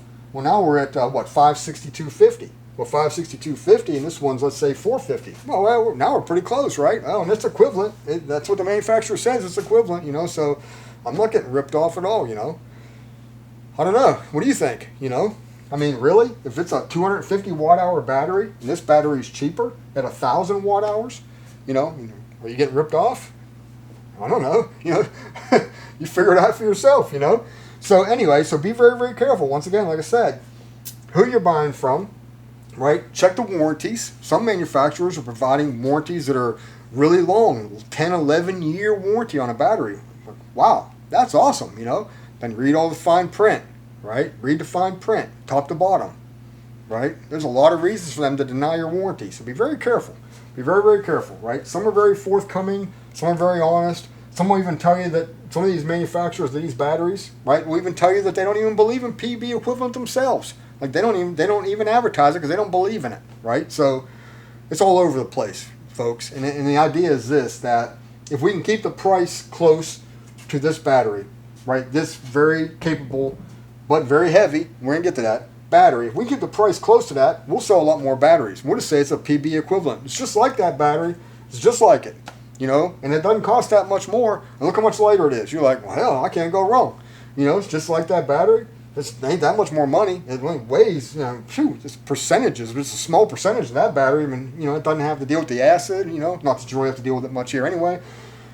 But like I said, I'm trying to teach you, I'm trying to show you what you need to know to compare these batteries accurately. I'm not saying, like I'm telling you before, some of these batteries are very capable, they're very impressive, but they're not everything that they're claiming them to be. All right? So be very careful, what you believe, okay? And by all means, make your own decisions. If you're weight conscious, this is definitely a direction you need to be looking in. You're going to save a lot of weight because these batteries can be very heavy, especially if you have two of these. That gets pretty darn heavy, right? So you can save a lot of weight, but keep in mind, make sure you're comparing apples to apples. You're probably not. I bet that you're not. Okay. So, anyways, so that gives you an idea, right? What you're looking at for cost per watt hour, right? As far as whether or not they're safe or not safe, what have you. Let's get into life expectancy. All right, now these batteries here are AGM thin plate pure lead batteries, right? Thin plate pure lead. Yeah, I'm sorry, thin plate pure lead batteries. Life expectancy 5 to 7 years. You should definitely be able to get that. If the battery's being treated properly, you're not discharging it all the way down to nothing all the time, or you got it in a situation that's too small for the application and it's struggling to crank the engine every time you start it because you bought too small of a battery. You've done something on your end. But if you're actually keeping up with it, you're keeping an eye on it, nothing happened to it, didn't get damaged, you didn't overheat it, you didn't overcharge it, you didn't over discharge it. 5 to 7 years, you should definitely expect for that to happen. Absolutely. Okay, move on to a lithium ferrophosphate, lithium iron phosphate batteries, right? They're advertising somewhere around 7 to 10 years. Honestly, same situation. If you're keeping up with the battery and you're monitoring its performance, and considering the cycle life of the battery, right, we're talking about somewhere around 5 times greater or more, greater at 80% depth of discharge, you should definitely be able to get an extra 3 years out of it for sure. Probably longer. Literally, you might get 11 years out of it. You should be able to get that. That's feasible, very feasible. Now I move over to lithium titanium oxide, lithium titanate batteries. And they're going off of the depth of discharge and the discharge and recharge cycle life of it, right? It's much greater than the others, no doubt about it. Just saying 15 to 20 years, you see that a lot. Like I said, go back to what I was saying about calendar life. Are you really going to get 20 years out of that battery? Hey, I guess it's possible. I've never owned one for 20 years. Really and truly, it's, I have no way of knowing that. I don't know anybody who's ever owned one for 20 years. I have no way of telling you if that's accurate. Do I believe it? I guess it's possible. Maybe like in a laboratory setting, maybe you could do it, But in a day-to-day, everyday world, where you don't always have the time to properly care for your battery, and maybe it does get discharged excessively every once in a blue moon, or maybe you overcharge it every once in a while just by accident, whatever. Is it going to go 20 years? Potentially it can, but will it? Probably not. Will it last longer than a lithium ferrophosphate, lithium iron phosphate, and longer than the AGM TPPL battery? It should. Absolutely it should. So yes, it can live longer. So that's another benefit, another in the plus column, over here for the LTO battery, right? Let's get into the weight of the battery. So we're talking about kilograms or pounds, right? If this is a 1,000 watt hour battery and it's got about 40 watt hours per kilogram, take 1,000 divided by 40. Right, and you get 25, so 25 kilograms. 25 is roughly 55 pounds, right? So a 1,000 watt hour battery, an AGM TPPL, 40 watt hours per kilogram is going to put you at 25 kilograms, roughly 55 pounds. That's roughly speaking, right? Just like I said, we're just trying to compare, make it apples to apples here. Okay, so for example, if this is on average, because like I said, we don't know, but we're just giving it an average of 125 watt hours per kilogram, it's a 1,000 watt hour battery, it's going to weigh 8 kilograms. Approximately 17.6 pounds, right? So we're talking about 65 to 75% less mass, less weight, okay? Let's move on to a lithium titanium oxide, lithium titanate battery. We said on average about 80 watt hours per kilogram on average, and like I said, it ranges drastically. It ranges wildly, from 72 to 96. It's all over the place, right? But nonetheless, 1,000 watt hours divided by 80, it's going to put us at 12.5 kilograms, or approximately 27.5 pounds, which is about 40 to 50% lighter than this battery. So both of these batteries obviously are considerably lighter. And the win and the check column, I guess, and the which one gets the advantage is the lithium ferrophosphate, lithium iron phosphate battery. It gets the definite nod for weight. Okay, so basically we've got a lot of things to consider here, right? And good and bad all the way across the board. Most affordable, heaviest by far, right?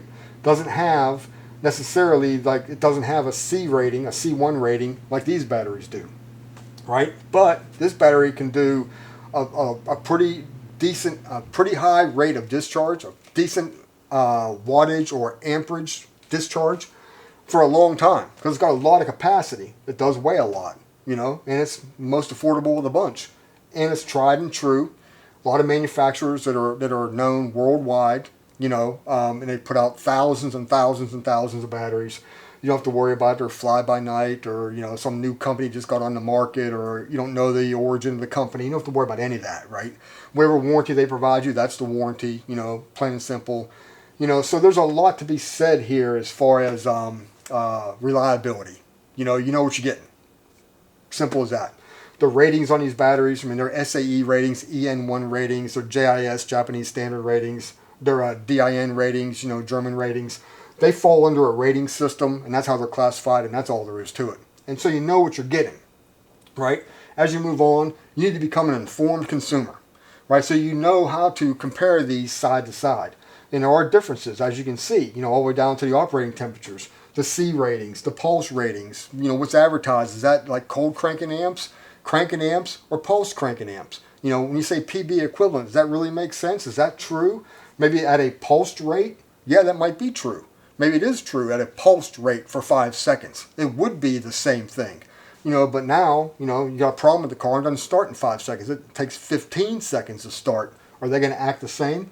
Well, probably not, right? It's not going to be the same because they're not rated for that. They're rated at pulsed, 5 seconds, 3 seconds, so you got to keep that in mind, right? But like I said, so across the board, greater energy density, right? Longer life, right? Lighter weight, absolutely, heavier weight, life's not quite as long, but overall, right? Known technology, right? 12, 14, and 16 volt options, 12 and 16 here, but 12, 14, and 16 over there. Now, we're going to go past this. We're going to move on a little bit further, okay? And what I mean by that is this. We're going to get into charging these batteries. We're going to get into battery management systems. You've got to know about these things because these batteries can be damaged if you don't charge them properly. If they have internal battery management systems, the batteries will turn off. They'll literally switch off and you'll have no power. So a battery, just like if you have a battery disconnect switch, that's exactly how they're going to act. It's going to shut off because it's going to protect itself. It's not going to let it become overly discharged or overly charged. Either way, or overheated. If you overheat it as you're charging it, it can cut off.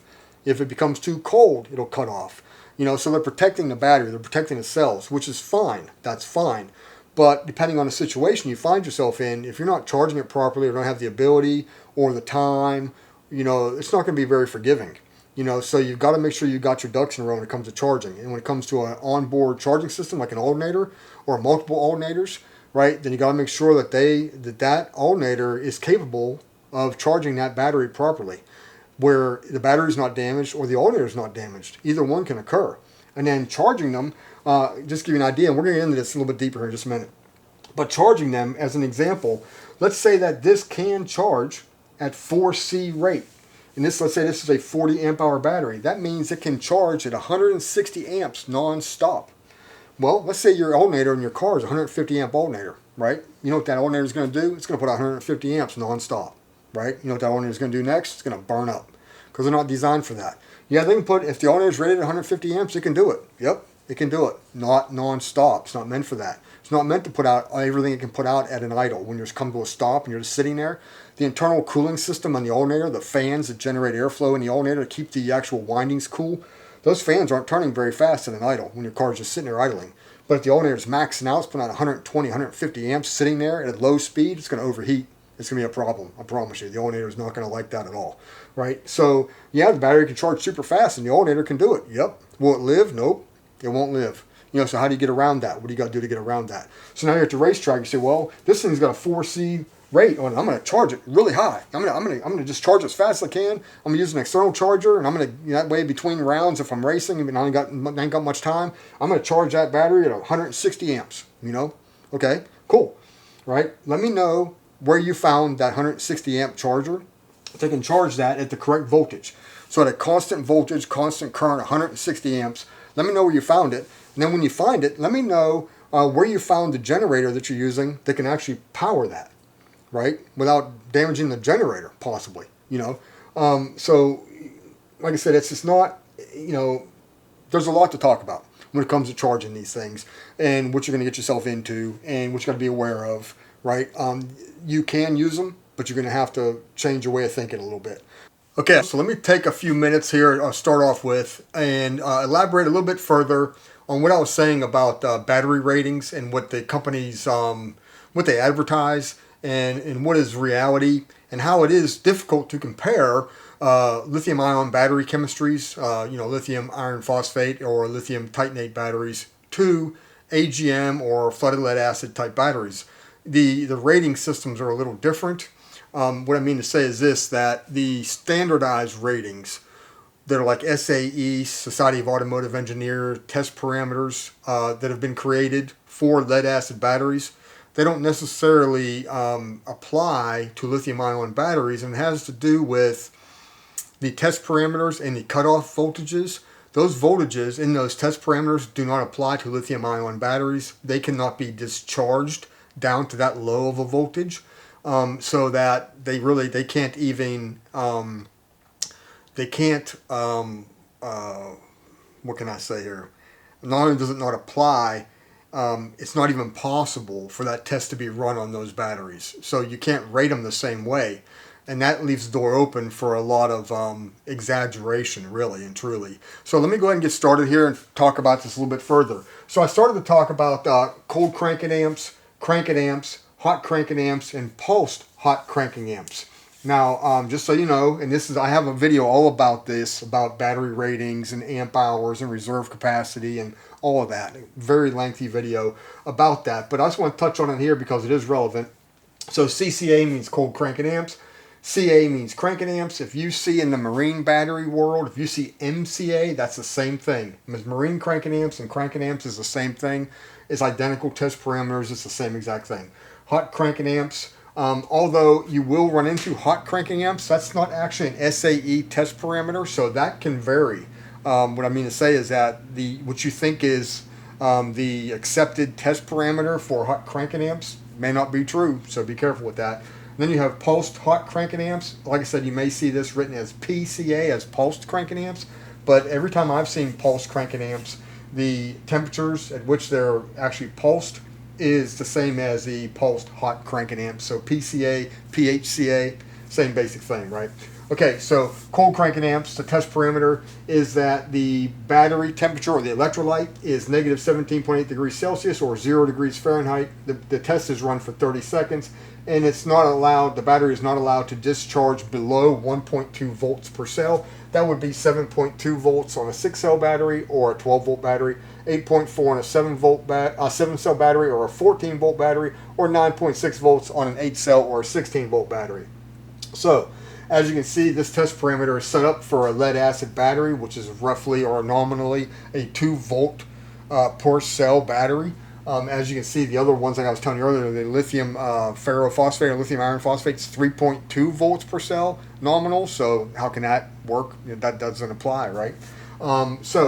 This is the temperature, this is the duration, and this is the voltage we're going to get down to. So for example, if we started at 2 volts per cell or 12 volts nominal, or a fully charged battery would have been about 2.1 to 2.2 volts per cell.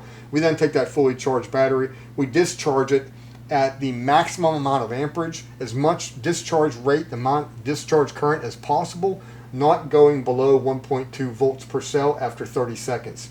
So it's a maximum discharge rate for 30 seconds at this temperature, not going below 1.2 volts per cell, or 7.2 for a 12-volt battery, 8.4 or 9.6, depending on the voltage of the battery. So that's your test parameter. And here I got over here before I go on. See, I have 800, 1000, 1200, and 1500. these right here, that's the same battery. So this is from a manufacturer of a battery, and this is their ratings for that same exact battery. So look at the difference. For example, if a battery says, oh, we have 1,000 cranking amps, but it's actually a pulsed cranking amp or a pulsed hot cranking amp, and they say it's 1,000. Well, this battery can do 1,500, and you can see that cold cranking amp rating of the same battery is only 800. So you can't say that a pulsed cranking amp of 1,000 is the same thing as a cold cranking amp of 1,000. They're not the same thing, obviously, right? This is the same exact battery, different temperatures, different test parameters, right? Same exact battery. But look at the difference in the ratings. So when a battery manufacturer says, well, our cranking amp's the same as this, well, it can't be, right? It's not. As you can see, as the battery gets colder and colder, its performance factor goes down, right? Okay, anyhow, so cold cranking amps, right? And then you have cranking amps or marine cranking amps. That is, instead of at negative 17.8 degrees Celsius, it's 0 degrees Celsius. Instead of 0 degrees Fahrenheit, that's 32 degrees Fahrenheit. Same parameters, 1.2 volts per cell for a 30-second duration, maximum available amperage from the battery, and that's cranking amperage. Then you have hot cranking amps, and what you have to know is this, that cranking amps and cold cranking amps, those are SAE, Society of Automotive Engineers, test parameters. Hot cranking amps is not. Okay, so if it's not, there might be an accepted test parameter, but since it's not like an SAE regulated test parameter or a DIN regulated parameter or an EN1 or something, some sort of like the European Union or some sort of normal, some sort of like a JIS, Japanese International Standard, some sort of legitimate standard, legitimate test parameter, then we can kind of fudge these numbers a little bit. As a result, normally what you'll see is that a hot cranking amps is performed at 26.7 degrees Celsius, sometimes 25 degrees Celsius, usually 80 degrees Fahrenheit, sometimes 77 degrees Fahrenheit, most always at 30 seconds. But I have seen manufacturers, when they list their hot cranking amps, over in a little asterisk or a little parentheses, they'll have 10S. So instead of 30 seconds, yeah, same test parameters, but only for 10 seconds. So they're saying that, for example, like this battery manufacturer says it'll do 1,200 hot cranking amps, 26.7 degrees C, 80 degrees Fahrenheit, 30-second duration, down to a voltage of 1.2 volts per cell, or 7.2, 8.4, or 9.6, depending on the battery, right? Going by the 30-second rule. Well, this other manufacturer, for example, and I know who they are, but doesn't matter necessarily. They listed theirs as 800 and I think it was 880 hot cranking amps, but then off to the side it said 10S, right? Well, if I wouldn't have caught that, I'd have been like, well, that's less, but not terrible, but it's really less when it's only for 10 seconds as opposed to 30 seconds. So you got to be really careful, right? Be careful, guys and gals, right? Then you get into pulse hot cranking amps, right? And this is the same thing. It's not an SAE test parameter or an EN1 or a JIS or a DIN parameter of anything like that. So it's open to interpretation, right? Or fudging, if you will. So this battery manufacturer actually stated that it'll do 1,500 amps for 5 seconds under this parameter, right? Now, I usually see this, and like I said, it's not a standard, so it's not it's not regulated. But normally at 25 degrees Celsius, 77 degrees Fahrenheit, that's going to be for a pulse duration of 5 seconds. 26.7 degrees Celsius, 80 degrees Fahrenheit. Usually that's for 3 seconds, but it could be the other way around. It's, whatever. But as you can see, it's 3 seconds, 5 seconds, very short duration. At a greater, like a hot cranking amp temperature, not a cold cranking amp or a cranking amp temperature. But as you can see, the temperature is different. The amount of time is different.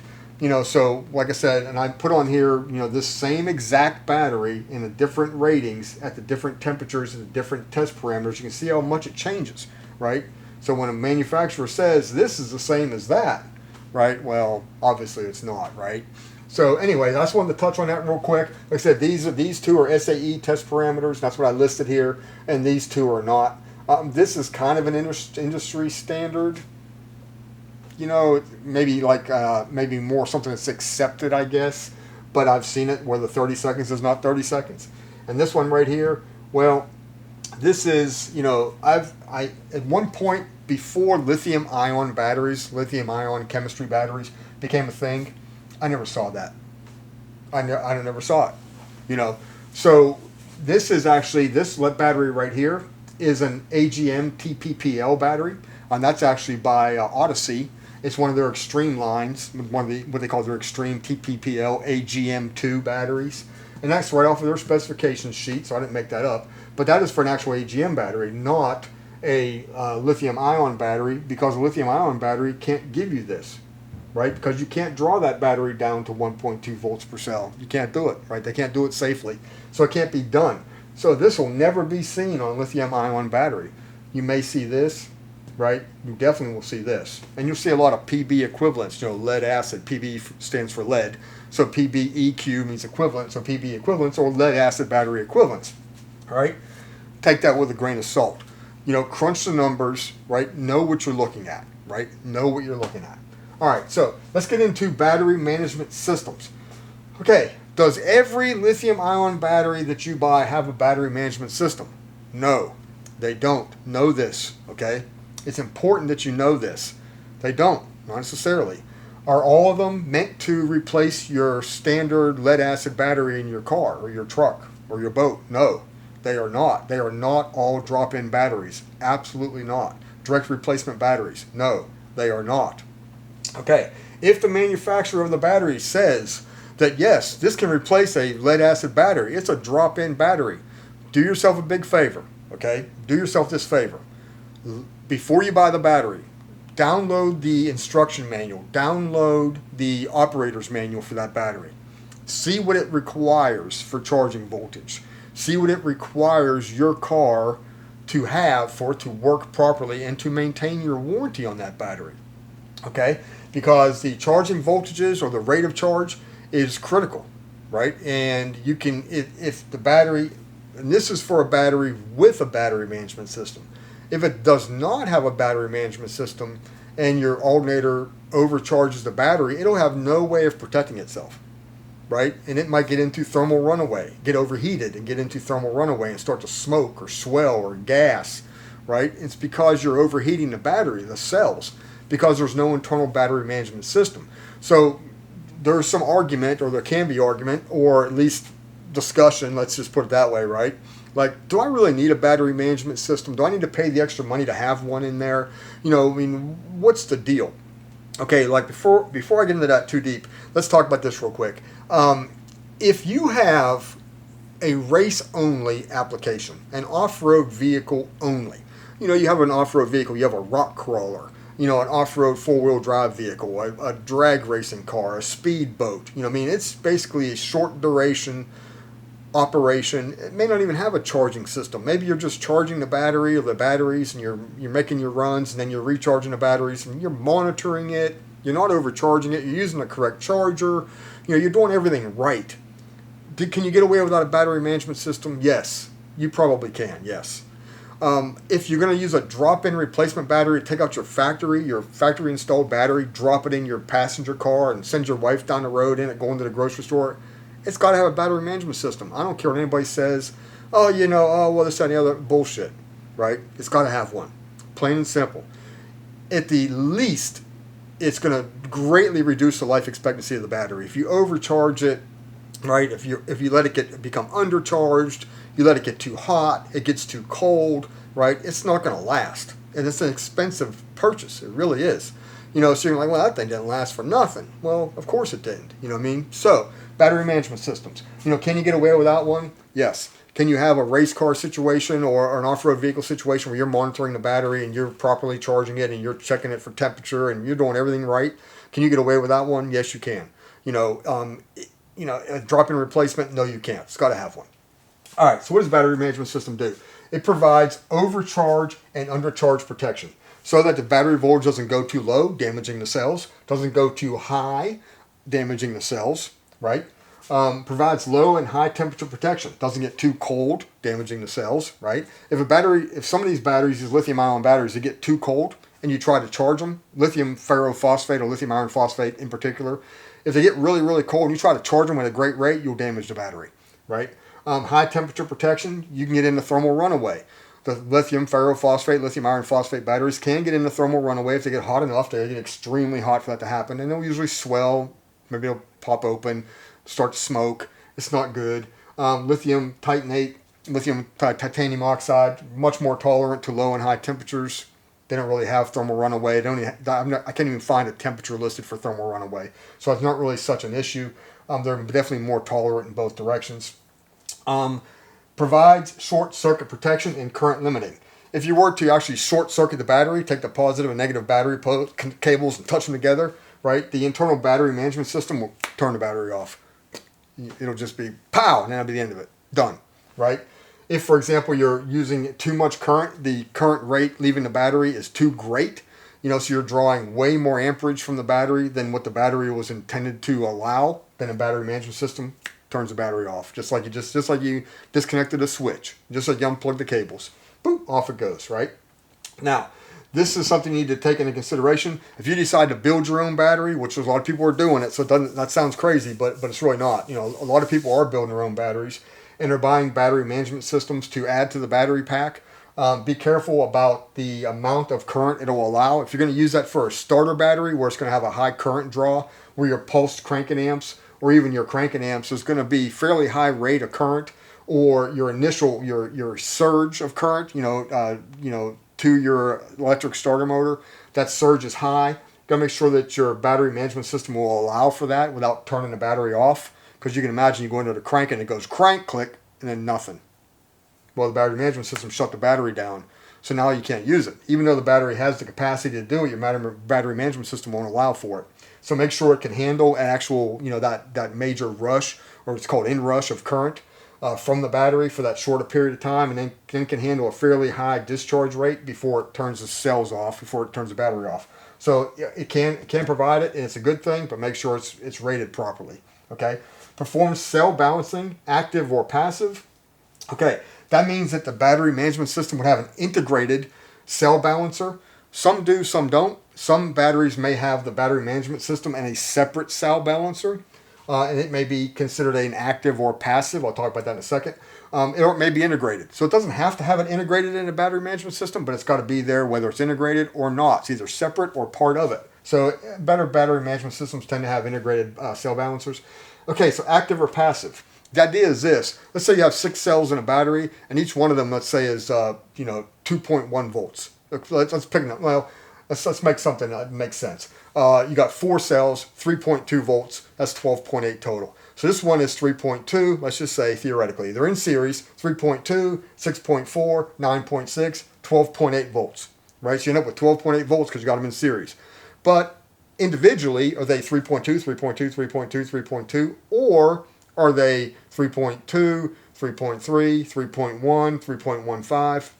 Well, for longevity, when it comes to these battery cells, for longevity, it's good to have them within just a couple hundredths of a volt of each other. So if one's 3.18, the other one should be 3.19, one can be 3.17. Okay, so that's close. That's very close, within a couple hundredths of a volt. That would be good. So what does the cell balancer do? It does that exact thing. If it's passive, all it does is this. Let's say that your lowest cell is 3 volts and your highest cell is 3.3. It'll discharge this one down to 3.0. This one's 3.1. It'll discharge it down to 3.0. And if this one's 3.35, it'll discharge it down to 3.0. So now they're all 3.0. So that is what they call passive. Whatever's the least cell, bring them all down the same. Now they're all equal. We'll charge them all together. And theoretically, they'll all become the same voltage when we charge them, because we discharged them, then we recharged them. Now, what's active? Active would do, for example, let's say you have a 3.2 and a 3.0. It'll discharge 3.2 at the same time charging 3.0. So this one comes down to 3.1. This one comes up to 3.1. So that's active. So instead of discharging all the time, you're actively equalizing the cells, which is what you want. You don't want to discharge. You just want to kind of keep them equalized, but you don't want to be constantly discharging one or the other down. So an active cell balancer keeps them equalized, but charges one, discharges another actively, right? That's better. Either one will work. They will work, right? But the active is better. It's just a higher quality, you get what you pay for sometimes, and hopefully if you do pay a lot for it, you do get a really good BMS and a really good active cell balancer, hopefully. Now, on a lithium ferrophosphate or lithium iron phosphate battery, we talked about earlier about heater control circuits to actually, using heating elements, heating pads, heating elements to actually heat the cells so that the battery can perform down at low temperatures, even though it normally wouldn't on its own. We can heat it, We can actively heat it through heating elements and then bring the temperature up so it can perform at very low temperatures, even though the battery chemistry wouldn't normally allow for that. So the BMS in that type of battery, LFP battery, an active cell heater or an integrated cell heater control circuit should be part of the BMS. And then, of course, if it has that, then it needs to have the heating elements themselves. You can buy a BMS for those building their own battery packs that has a heater control circuit, an integrated heater control circuit in it, and not use it. You don't have to use it. You don't have to have heating elements. For example, if you use a lithium ferrophosphate battery or lithium iron phosphate battery in a situation where you know that you're never going to be down below 40 degrees Fahrenheit, 50 degrees Fahrenheit, 25 degrees Celsius. Not 25 degrees, I'm sorry. 10 degrees Celsius. You're never going to be down below that. Well, then you don't really need it. You may not need it. So you don't have to, just because it has it, or just because you're building your battery pack, you got to say to yourself, is the situation where I'm going to be utilizing this battery pack going to require a cell heater? Is the battery chemistry such that it requires a cell heater? Before you purchase your BMS, before you install it. But if you're buying a battery and it says it has active cell balancing and integrated BMS, right, and it's a drop-in replacement battery, then it should have a cell heater built into it. These are the things that you want to ask your manufacturer before you buy your battery. Okay, we're going to get into it. When I finish this up, we're going to get into some manufacturers and some brands. I'm going to give you a couple brands, a couple manufacturers, and there's more than this out there. But a couple of options for you, or maybe a couple of places for you to look, make your own decisions. Call these people on the phone, ask them these questions. Does the battery have a cell heater? Right? Are there heating elements in that battery? Does the BMS have an integrated cell heater control circuit? Does it have it? Does it have an active cell balancer? Or is it a passive cell balancer? Is it integrated into the BMS, or it's separate? Right? Now, what you're going to find out pretty quickly is, unless you get somebody on the phone who's technical, the person you're talking to is probably not going to know. But it doesn't mean it can't be found out. Right? You want to know these things. Okay? So, and like I said, keep in mind that these batteries are not cheap. Right? They're actually quite expensive when compared to like an AGM type battery. They're quite expensive. So you want to get the best bang for your buck. If they're going to charge you $3 per watt hour or whatever they're charging you, right? You better be getting a lot for your money. There better be a top of the line BMS in there. It better be, integrated cell heating circuit for an LFP type battery. It better have an active cell balancer. It better be a damn good battery, right? Because they're charging you for a damn good battery. So it ought to be that. So up next, we're going to talk about state of charge, charging systems, charging the batteries, and the various manufacturers out there. Okay, so one last thing I want to talk about that's important in this video, and that is state of charge voltages for the different batteries that we're discussing, and the charge voltages also for these batteries. And it's going to become very important if you're running a charging system, an alternator, or you're using a battery charger. And how maybe very possibly the battery charger that you currently have will not work with a lithium ion type battery, and maybe even the alternator in your car may also not work for it. And we'll talk about that a little bit more here. But let's go over real quick some state of charge voltages. Voltages at a specific state of charge. And we're going to call that open circuit voltage. Think of it as this. Imagine if the battery is fully charged and you had the battery cables disconnected, it was just sitting there fully charged. That would be open circuit voltage. There's no load on the battery whatsoever, but it is fully charged, okay? And then we're going to talk about going from 100% state of charge down to 0%. But I want you to know this, that in order for a battery to live any type of life, you cannot fully discharge that battery. So when we are talking about from 100% to 0%, at 0%, we still have about 20% capacity remaining, but we're going to call that 0% because we never take the battery down to 0%. It's damaging to the battery, so we don't do that. So the ranges that I have here are actually from, let's say my 0 is actually probably 20% on some capacity, some state of charge charts that you'll look at. What I'm showing for 0%, they may say that's 25%. But in reality, you would never take that battery down to 0% state of charge unless you just want to damage the thing on a regular. So anyway, so this chart is from 100 to 0 Think of 0, that is still 20% remaining. So the charts are shown here as 80% depth of discharge. That's what this chart is, from 100 down to 20% for a total of 80% depth of discharge. Not all the way down to 0. We're not talking about that. But this is the usable voltage range, okay? So that's what these are amounting to. So when I say 75%, that's on a scale from 100 down to 20. But I'm showing it as 0, okay? I hope that's understandable. But anyhow, this is usable voltage, all right? That's what we're talking about here. So, for example, an AGM PPL battery, right? Most flooded lead acid batteries are going to range between 2.1 to 2.2 volts per cell, and these can be as high as 2.15-ish. So this is just an average, but this battery fully charged is going to have somewhere around 2.145 volts per cell, or 12.87 volts for a 6-cell battery. Now, as we talked about, you can also get a 7-cell battery, 8-cell battery, and just add that to it. So that times 6, that times 7, that times 8. But this I'm showing you for a 12-volt battery, right? A 100% state of charge, open circuit voltage, 2.145, 12.87 fully charged. Okay, so I just got them highlighted here. 75%, 2.095, 12.57. 50%, 2.045, 12.27. And then on down the line, 25%, 1.995, 11.97. And 0%, 1.945, 11.67. And that's just an average. Like I mentioned earlier, different manufacturers may have different percentages of sulfuric acid in their electrolyte, so that battery voltage may vary to some degree. The physical chemistry of the battery may be slightly different, and this can vary slightly. It might be 2.15, might be 2.135, but our deal here is that we want to be able to compare.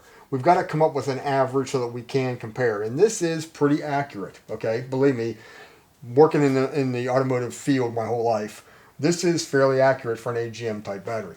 So, all right, so AGM battery, like we said, here's our state of charge voltages at different percentages, right? So we come down, right? Less than 10.5 volts can cause permanent damage. So that's going to be 1.75 volts per cell. So if we get below 1.75, we can start actually causing the permanent damage. Now, what do we mean by that? All right, so as I had shown you earlier, your cold cranking amp and your cranking amp test parameters takes you all the way down to 1.2 volts per cell, which will be 7.2 volts. But that is briefly. That is under a load while being discharged. The instant that you stop discharging that battery to come up with that cold cranking amp rating or that cranking amp rating, once you stop discharging it, that battery is going to recover to where your open circuit voltage, which is, remember what this is not under a load, right? Under a load, we did draw it down to 1.2 volts per cell, or 7.2 volts overall, which is obviously a lot less than 10.5, but we didn't let it remain there. We did it briefly, right? And then we let it recover. When it recovered, it would have recovered to a voltage greater than 10.5 volts. Okay, now, that being said, if we let this battery discharge down to 10.5 volts and it remains there, we don't do anything about it, it's down below 10.5 volts, 1.75 volts per cell for a month, right? We may have permanently ruined it. The battery may become what they call permanently sulfated, and it becomes ruined. It's irreversible, or at least heavily damaged to where its capacity is much less than it ever was before. So this can cause permanent damage, but I'm not talking about for an instant. I'm talking about if it remains that way, right? Okay, now let's talk about charging voltage. And this is going to relate to drop-in batteries, like dropping one of these in your car, right? And then trying to charge it with your alternator, right? So this battery is designed, and so is the charging system in your car, to put out between 14.1 and 14.7 volts while charging, while it's actually trying to recharge the battery, okay? And then once the battery becomes fully charged, once the alternator senses that the battery voltage is coming up, then it's going to try and remain somewhere between 13.2 and 13.8 volts, or a float charge of the battery. It's just constantly providing greater than battery voltage, right? So basically you could say that between 13.2 and 14.7 volts is your charging voltage, okay? Maximum allowable charge voltage for this type of battery is 15 volts, or 2.5 volts per cell. All right, so that's that. Now we want to replace it. We want to do a drop-in. We want to take a battery, take that out, put a different chemistry battery. We want to drop it in. All right, well, what options do we have? Well, okay, so we have a lithium ferrophosphate, lithium iron phosphate battery in a 4-cell configuration, right? This battery is going to have 3.4 to 3.65 volts when it's 100% charged. Same scale, 80% depth of discharge, right? So here we have 14.6 as a max, right? 75%, we're looking at 13.25, 50%, 13.05, 12.85, all the way down to 11.8, right? So this battery basically is close, right? So this permanent damage below 10 volts, permanent damage can occur, right? So this is 2.5 volts per cell if it's left that way, but 10 volts overall, right? So your nominal voltage here is 3.2 volts or 12.8, which we already talked about that. And your maximum charge voltage, the greatest charge voltage that's allowed by this battery for longevity and by the battery management system is going to be somewhere around 14.6 volts, right, or 3.65 volts per cell. Now we had said just a minute ago that our charging voltage of our alternator should be somewhere between 14.1 and 14.7. But let's say that it's 14.8. For whatever reason, the regulator's a little bit off or something's a little bit different, right? 14.8 volts. If this battery sees 14.8 volts for an extended period of time, it's going to turn the battery off, right? It's going to go into safe mode and it's going to actually turn the battery off. It's going to shut down, right? So that's not going to work for you. But if you check your charging system before replacing it, you say, well, my charging system, the most I've ever seen in that was 14.5 volts. Well, then it probably would be okay.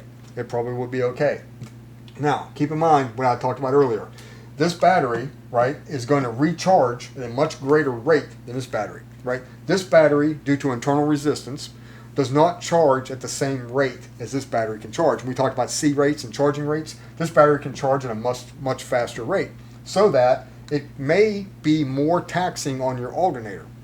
If, for example, let's say that your alternator is 150 amp alternator. Let's just come up with a number.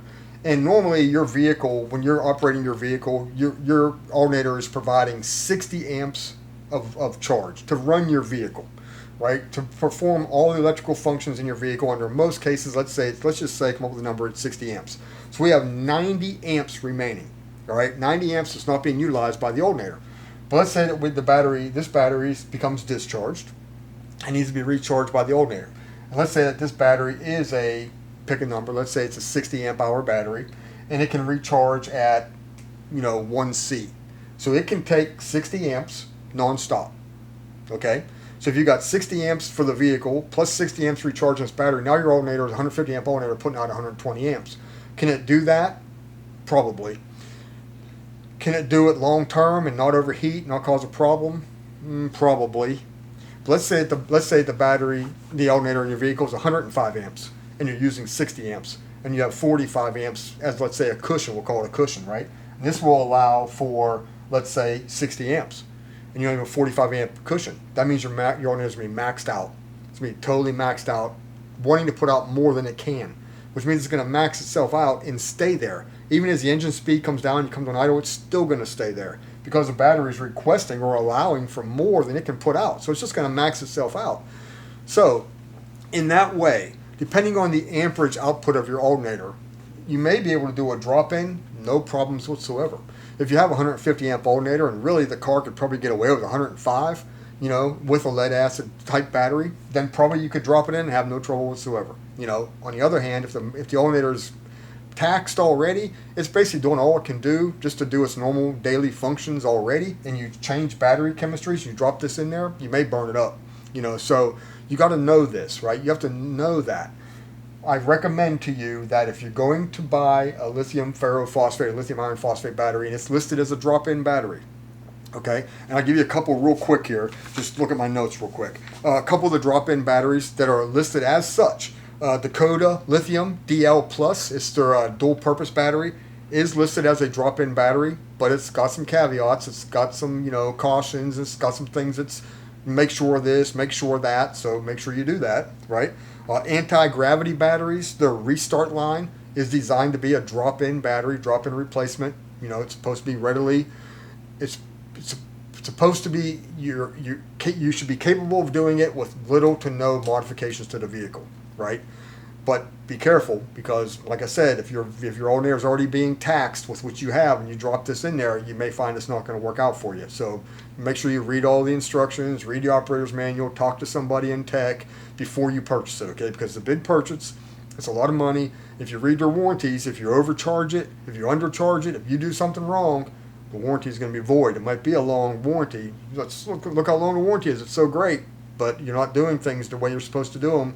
They're not going to warranty their battery, and it's a big investment. Okay, so be careful.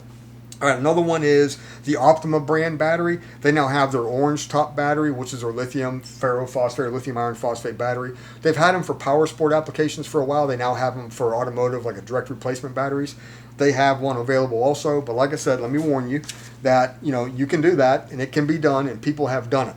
Right? I'm not saying it can't be done, but not every application is the same. Make sure you read the operator's manual. Make sure you read the cautions. Make sure you read the installation instructions. Talk to somebody before you buy it. Feel confident that it's going to work for you. Check your own vehicle. Make sure your alternator is rated to where it can easily handle it. Make sure the alternator is not already overtaxed, too small for the application or barely making it already. Just look the car over. Do some testing, do some checks. Let me forewarn you. The warranties on these batteries are directly related to how you treat them. Okay, so you need to know that.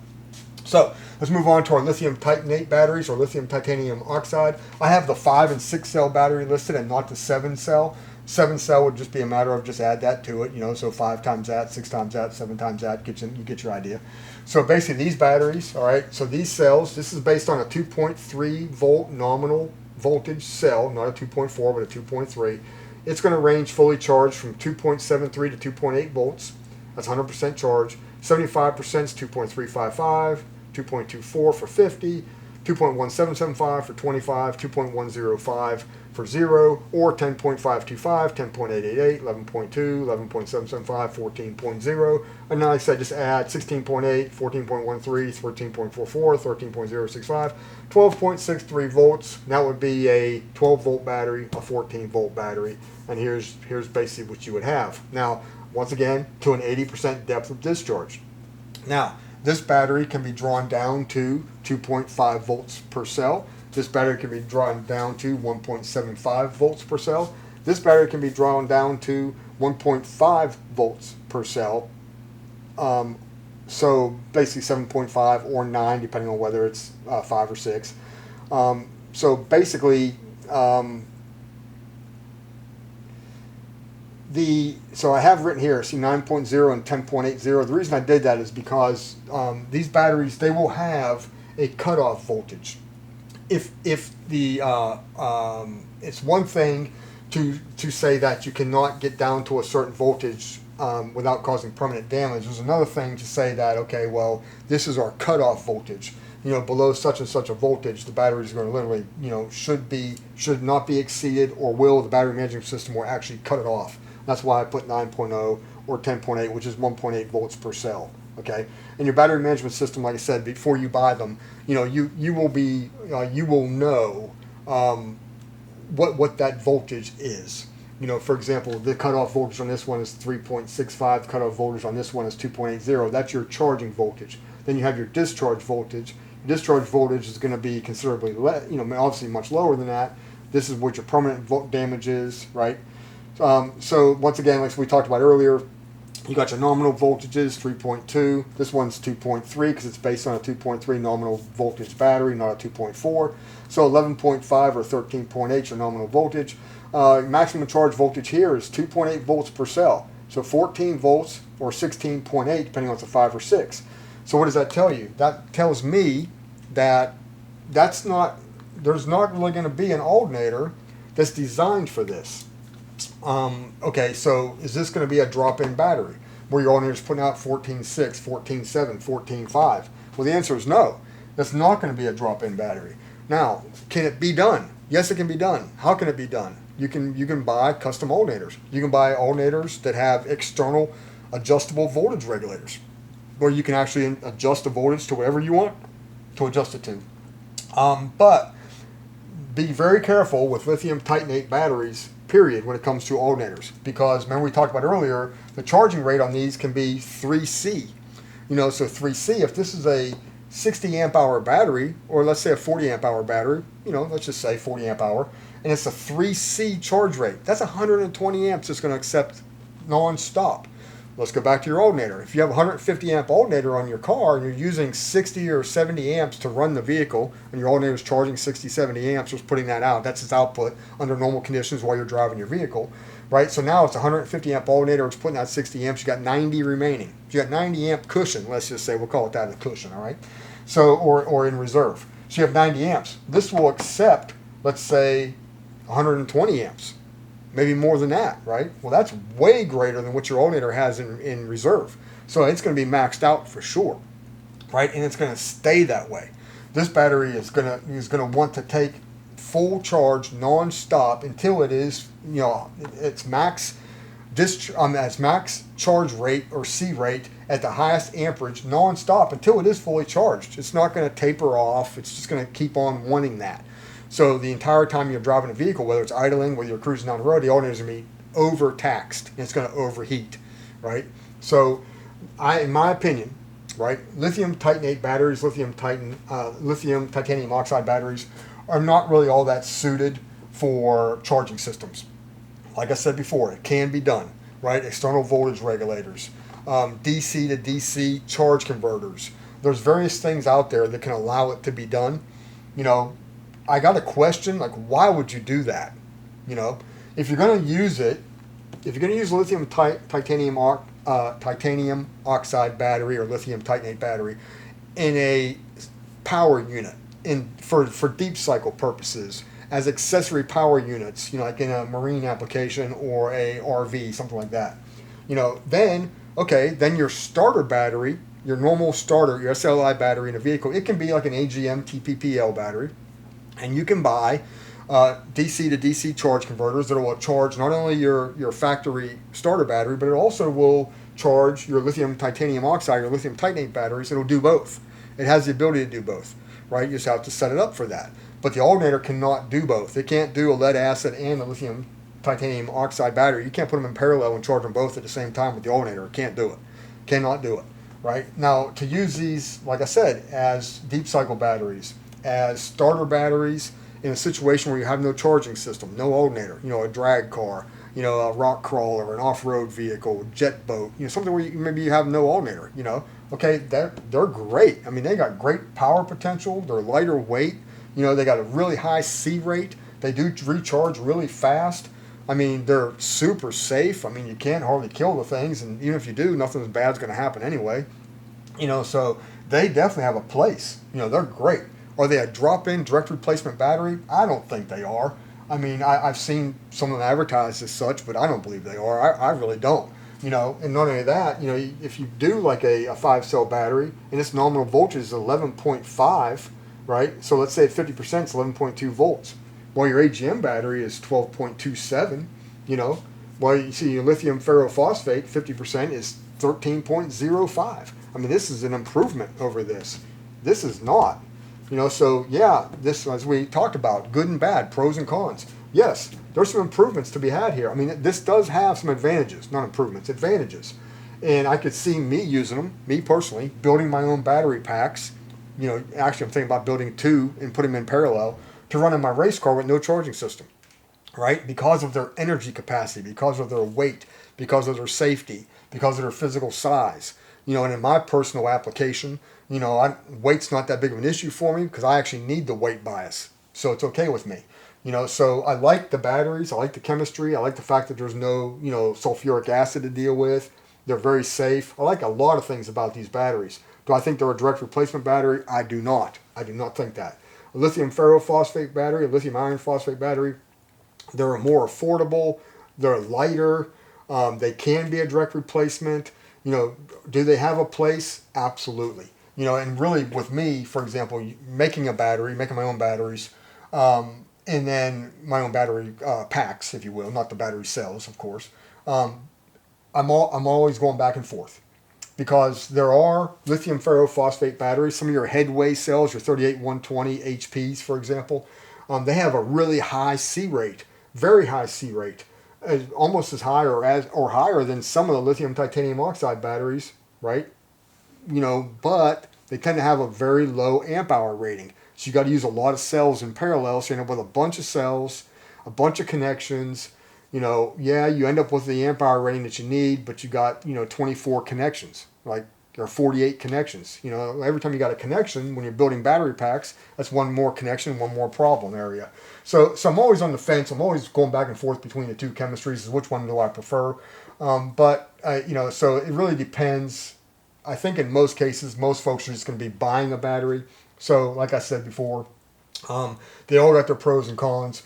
Direct replacement drop-in is going to be lithium ferrophosphate, and probably in a 4-cell configuration. Makes the most sense. It's the easiest direct replacement drop-in battery option that you're gonna find, as long as the charging system can support it. These, I think I would stay away from that. Me personally, this is more of a standalone, deep cycle, dual purpose, no charging system, off-road vehicles, that type of a situation. That's my personal opinion. You know, they're a really good battery. These are a fantastic battery. I've used them for years. I used 2 of these, similar situation, but they're very, very heavy. And since I do need the reserve capacity, I need the stored energy capacity, I tend to run 2 of them, and that's a lot of weight, and I really would like to cut that weight in half, which I could actually do that here.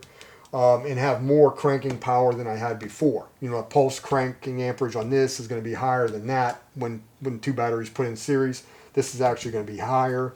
So, you know, just like anybody else, I mean, there's pros and cons, and I'm always on the fence as to what to do myself, to be perfectly honest with you.